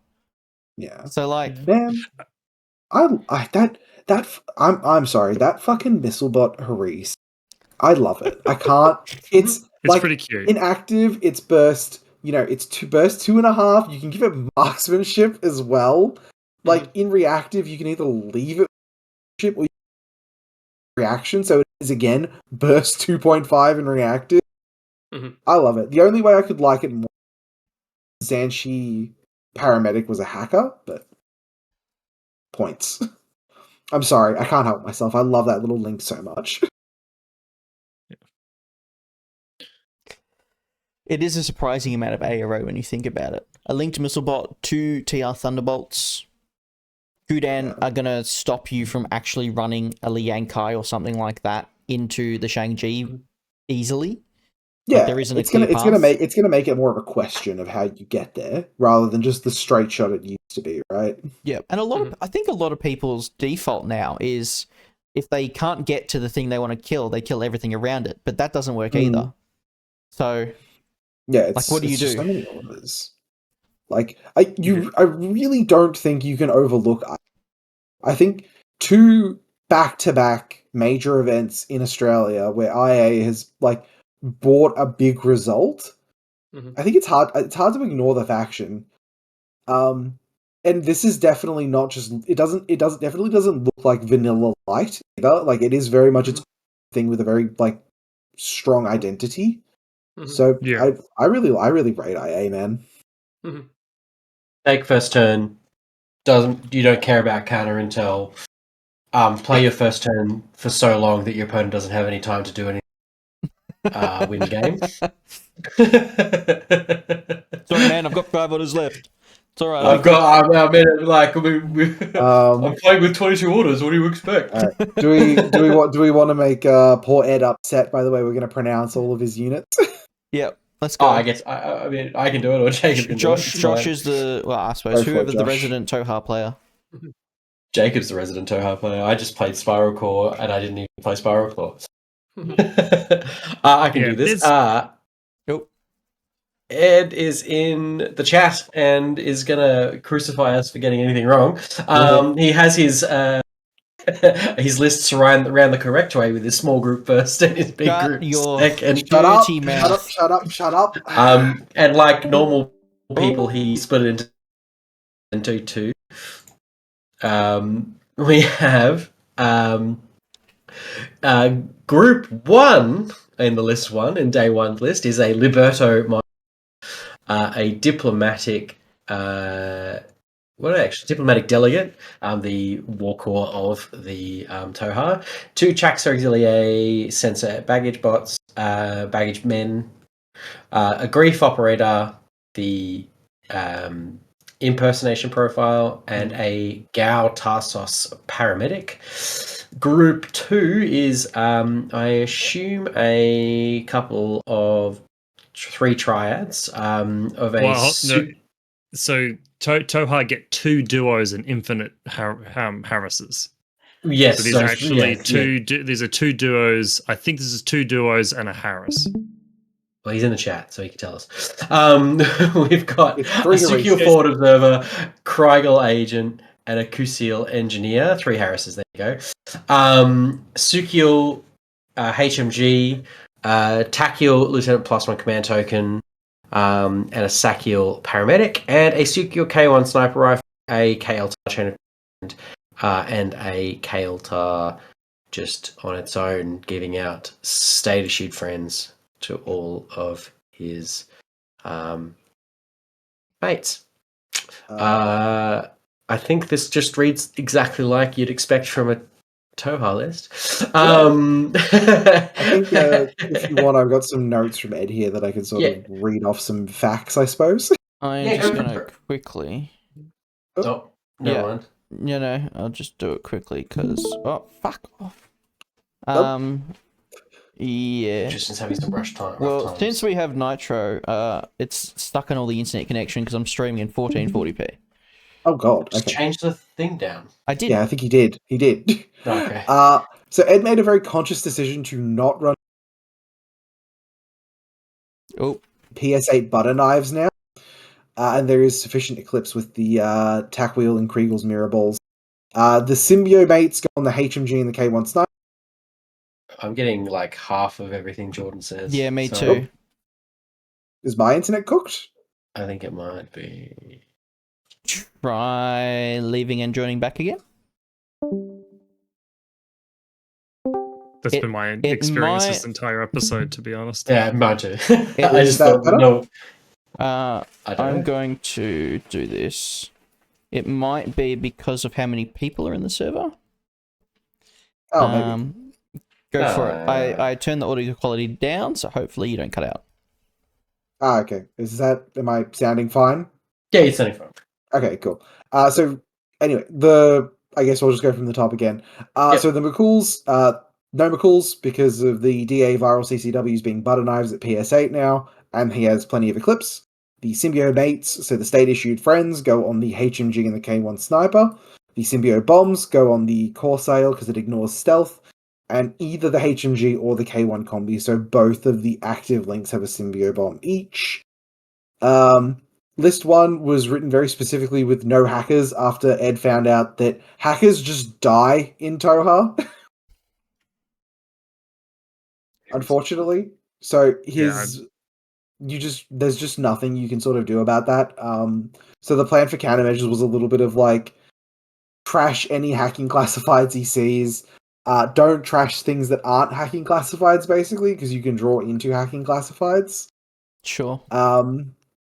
Yeah, just there's not a lot you can do with countermeasures in the matchup, but Ed is, I would say, probably like one of the best tactical players in the country, and absolutely made the most of what he was given in that example. And Greif operators are really good at hunting obvious LTs, or you just deploy them somewhere annoying to dig out. Like, I don't know if you guys have ever had the experience of, like, there's a fucking Greif operator, like, on the corner of my DZ, and I have to go deal with it, because otherwise it's going to be a fucking problem. They do cause a lot of grief. They also just complete fucking classified, man. They do.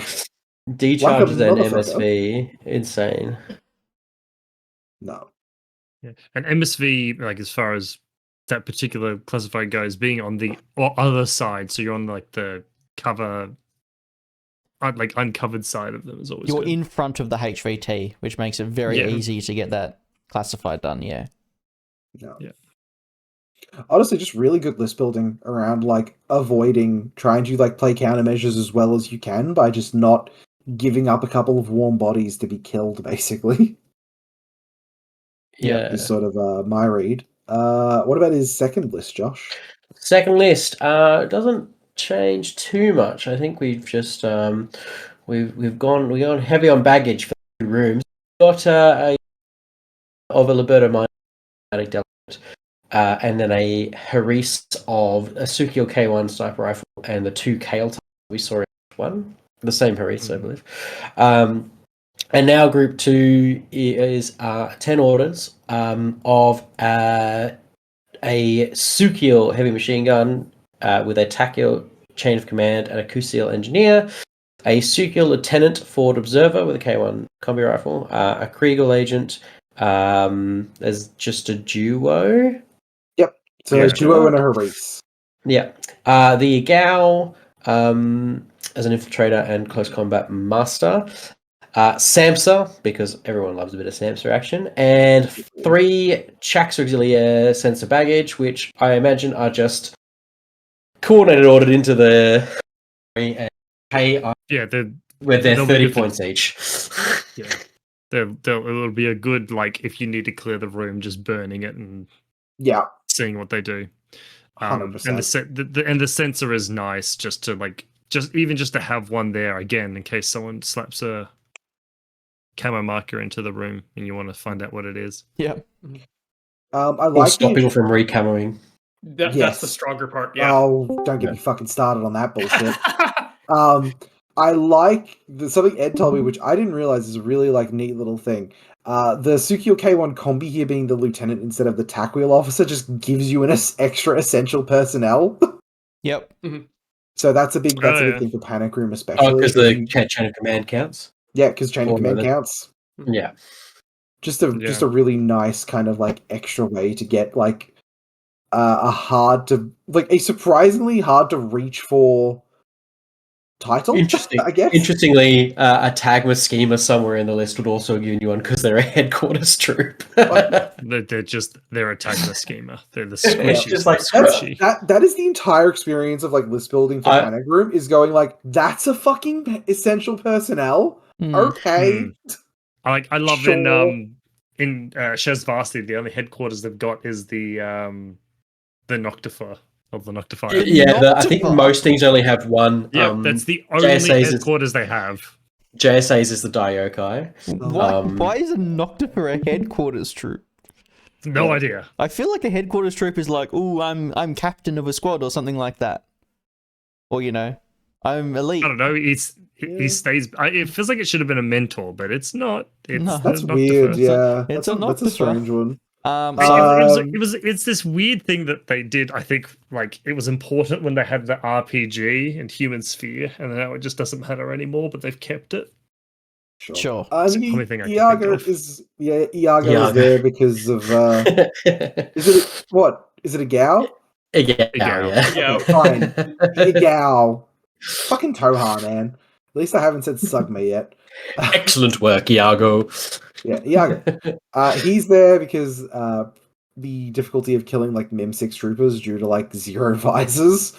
And random good CC combatants who have dodged into CC with any of the sort of random Toha dudes. Yeah. I mean, and just good for room missions. The Igao is pretty good, just in general. Yeah, I mean, PT Mirrorball, dude. What do you... Fuck you. Yeah, Mirrorball, CC -3, CC Shock with the DA weapon, Martial Arts 3, so it's fucking things up. Hey man, you've said a lot of words that no one understands. Shits out of the clip zone.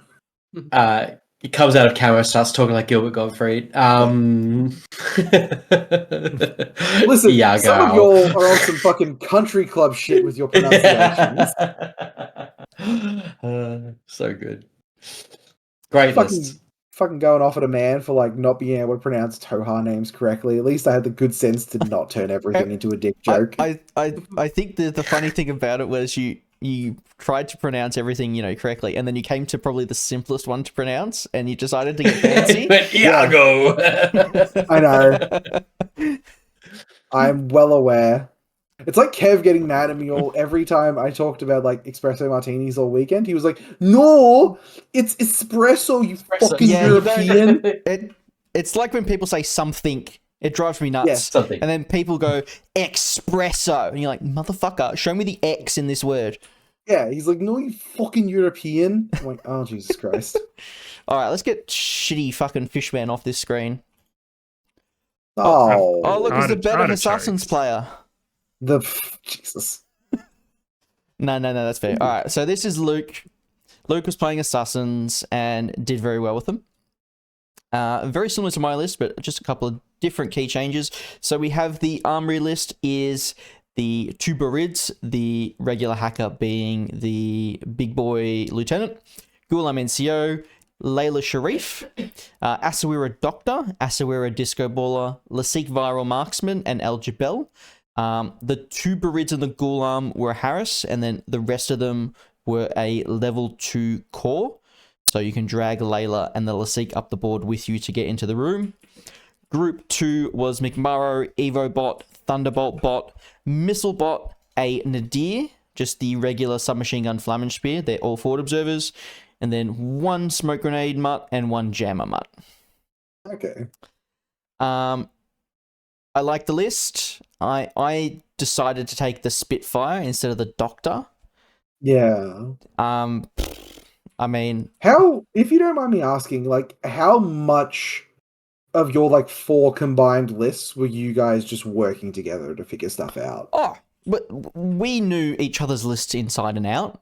Yeah, cool. Not even lacking the episode we did on it. Luke and I just had different, like, I'd send Luke something, he'd go on, I don't think I need a Spitfire. Then he'd just take the Doctor kind of thing. We just had slightly different variations. Obviously, I was initially skeptical of Barid hackers. Barid hacker lieutenant, right? Sorry, lieutenants Yeah. as the hacker, which is probably why I took the Asawira Spitfire as well, because that could be your lieutenant. Yeah, it didn't really make a difference. I'm not sure how Luke's Panic Room game went, but you have... I know how Luke's Panic Room game went. It must have gone well, I'm assuming? No. No? No. I had Ivory come over to me and go, yeah, I diced the shit out of Luke. Okay. And then Ivory played me in round 5. Yeah, I think what I can say is you have plenty of smoke, you have disco ballers, they're all on good numbers, so if you want to get in the room, you can. And Asawira are just a pain in the dick to shift. So that works. Layla's a great hacker by herself. I'm not a fan of the TR bot. That's one thing we differed on. The Nadir, I took the Shujay instead, but the Nadir's interesting as well. You save 6 points or 7 points there. And I guess the Shujay's like strongest warrior though, aren't you? You love the Shujay. not anymore. Okay. It's a better, like, I'm going second piece. If you know how to place it well, you can just make it so that your opponent has to deal with the EM mines, even if they know what they are.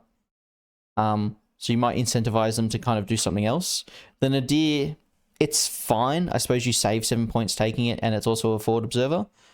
Kind of either. It does have one less BS as well. I don't really know how much that matters. It's BS 12 versus BS 13. Luke put those points into Al Jabel. Very funny in our game, Luke attempted to kill my missile bot with Al Jabel, and my missile bot crit dodged, and then Al Jabel was isolated by a jammer. Oh. So that was fun. Luke's first list, the list I didn't play against, we have the Rajik Hacker, which Luke also said was absolutely amazing. We have the duo of the Lasik Viral Marksman and the Govad Killer Hacker. We have the Bokta, we have the Shujay, we have the Cheap Fide, and then we have the same Harris of two Barids and Ghulam, one being the Lieutenant Hacker. Group 2 is McMurrow. Then we have a second Fide, Missilebot, Flash Pulse, Chain, Jammer Mutt, and the Warcore. So very, very similar list as well. I had the Muya HRL instead of a second Fide. And I had extra points to make the Mutt a second, the Warcore a second Mutt. Apart from that, they're pretty much identical. I guess they both worked well for us. The only thing I can say, Luke's list is better because of the groups. I think Luke's groups are a lot more manageable. Just having... Sorry? And because he came in 5th. Yeah. Yeah. Luke, aside from having better lists, Luke is also a better player. I don't know how Luke's Boktar went. Maybe Luke can tell us how his Boktar went. My Boktar didn't do much. My Boktar shot at some Myrmidons, which was cool, and pressed some buttons. Apart from that, he didn't do much. Boktar was amazing. There you go. Fuck you, Jordan. Boktar's amazing. I played Luke in a practice game when I played against this list. I played a list with a Boktar against a list with a Boktar, and it slapped. It slapped really, really hard.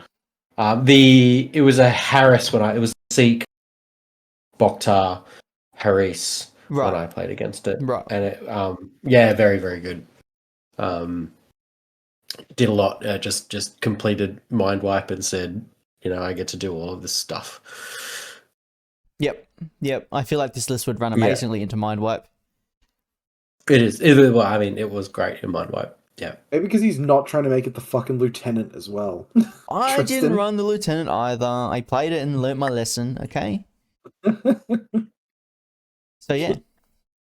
My game with Luke was pretty much no contest. I got stomped. You in game fives, man. You have the worst. Your game fives are always the most like. I have a mental. Oh block. yeah, I'm playing against someone who should be like 4-0 right now. My game fives are ridiculous. It's Luke. It's Hector. It's fucking Kirby. It's Kirby. Yep. Every time. Yep. To be fair, my original round 5 pairing was Ed, and I was like, please don't make me play Toha. I don't know the names.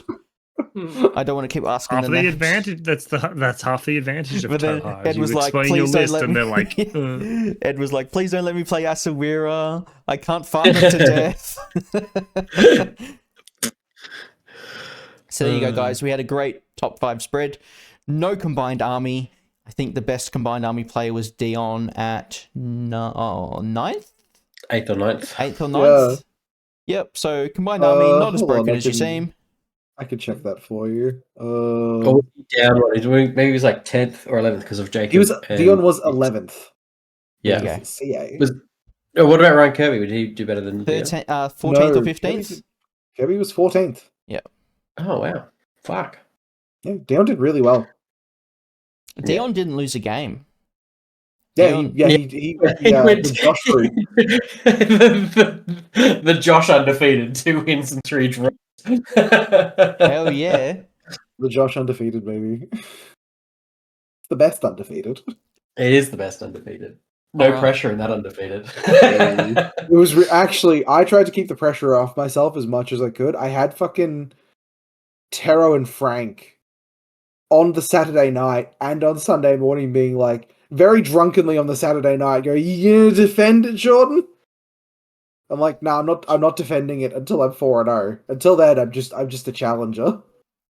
Tero was probably the drunkest man I've ever seen in my entire life. I am a paramedic on Sunday night. Jesus.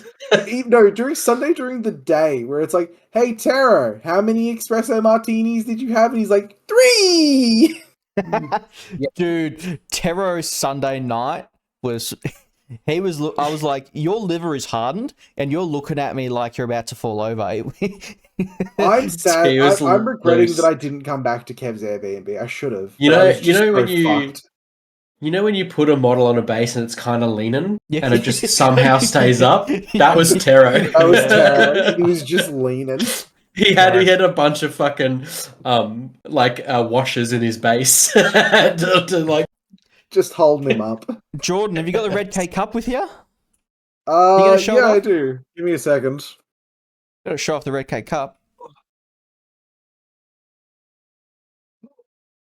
All right. For those outside of Australia, the Red K Cup was held by one of the biggest tournaments played in the Southern Hemisphere, Nova Corps.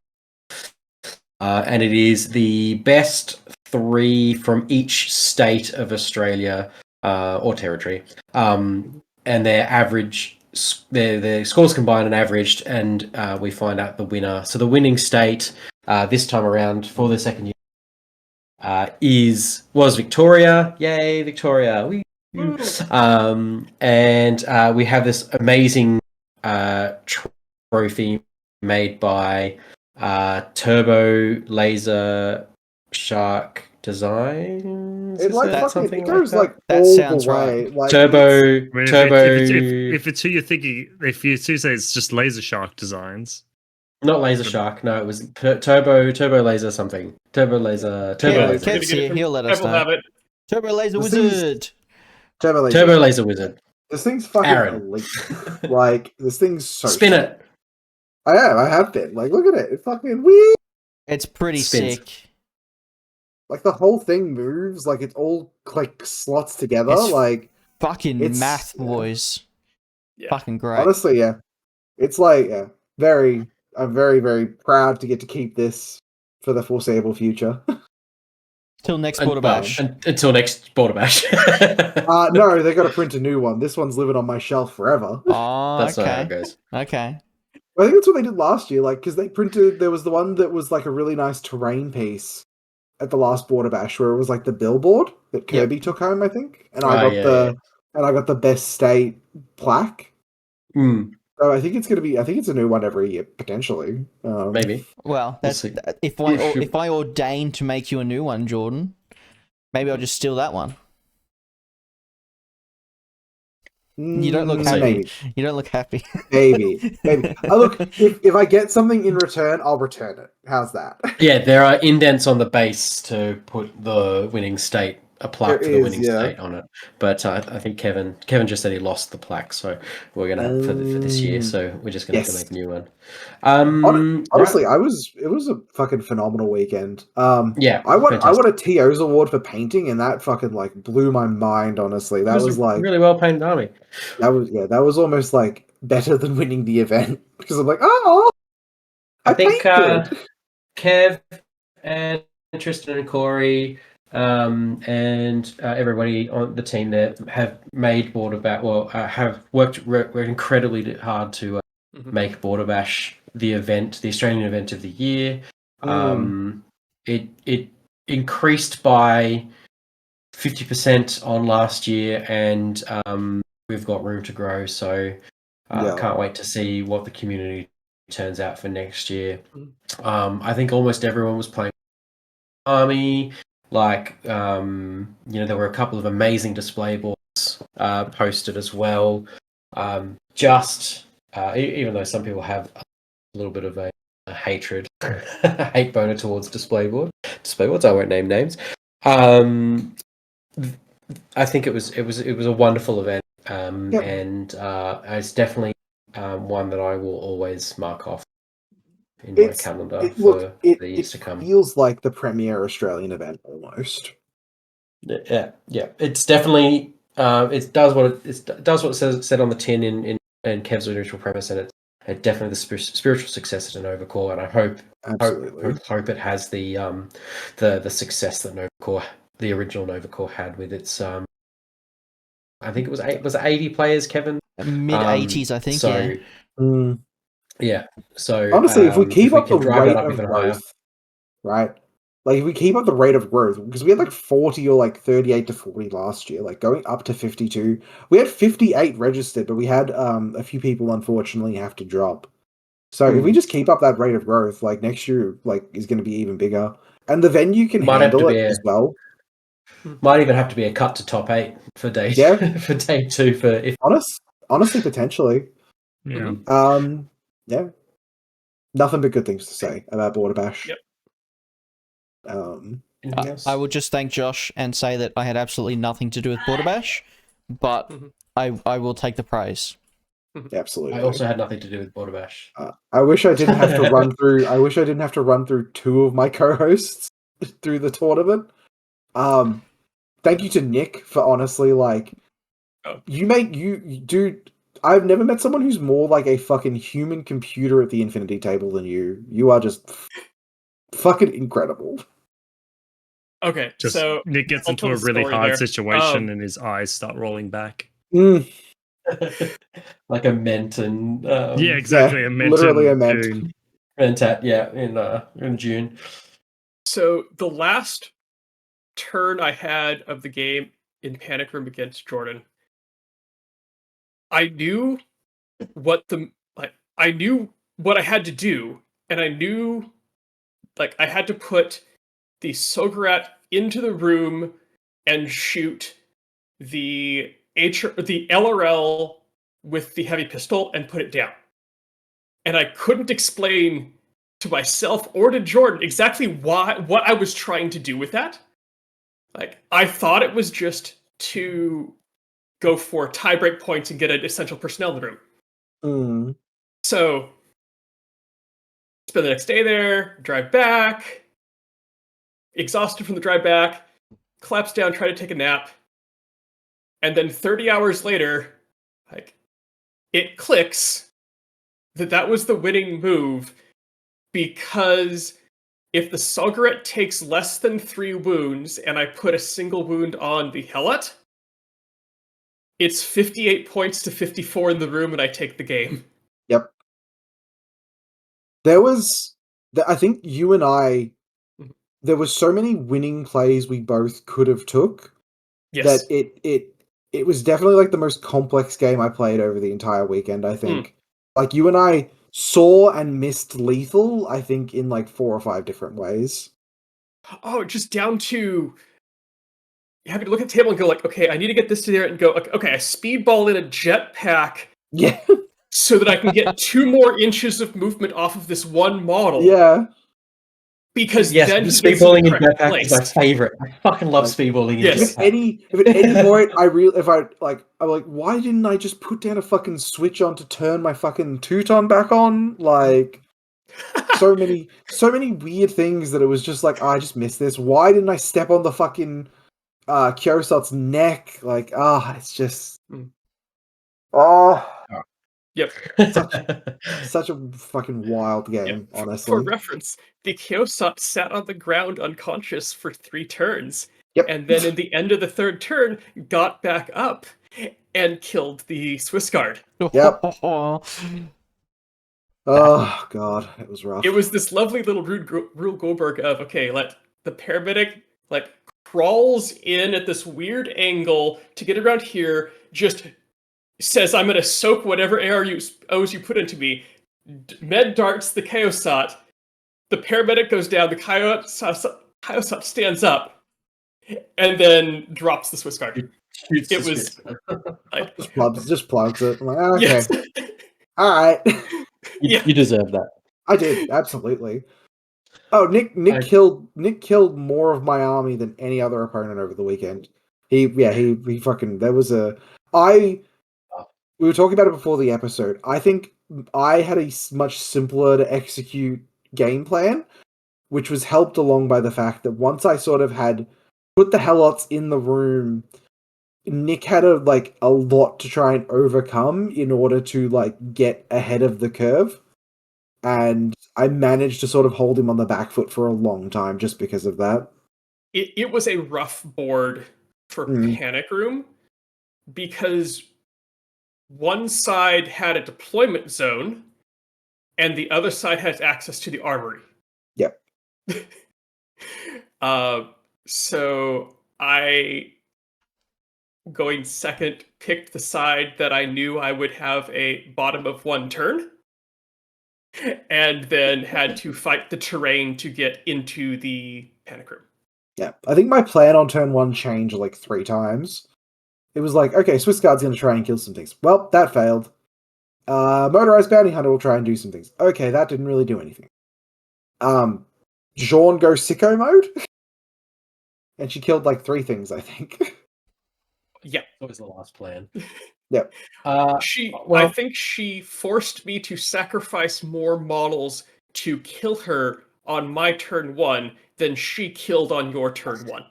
Yeah, you lost the entire 4-man, I think, to her, to killing Jean, basically. Yes. It was a wild game. Man. Final Thoughts turned into a blow by blow, but that's how we do here. This is like two soldiers on the other two opposite sides of the walls talking about how they fucked each other up. Like, remember when we blew that place up? Oh yeah, that sucked. Remember when, right?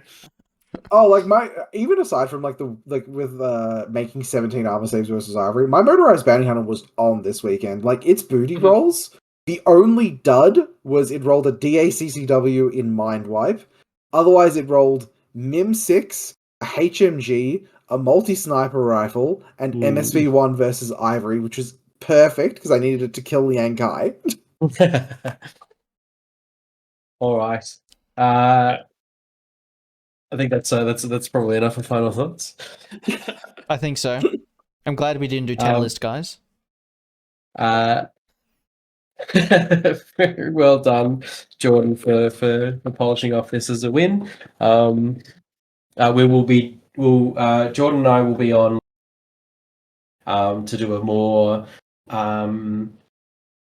let's say comprehensive winners interview. If you're interested in hearing like us just sort of shoot the shit and talk in depth about 5 games, look out for that. On what, Thursday, I think we said? Thursday, yeah, for recording. Thursday night, yeah. Yeah. Should be good. Sweetness. Should be good. Who's doing the outro? Alright, guys, this has been Loss of Lieutenant. My name's Tristan. Josh. I'm Josh. I'm Jacob.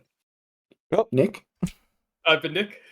And I've been Jordan. Good night, everyone. Good night. All right.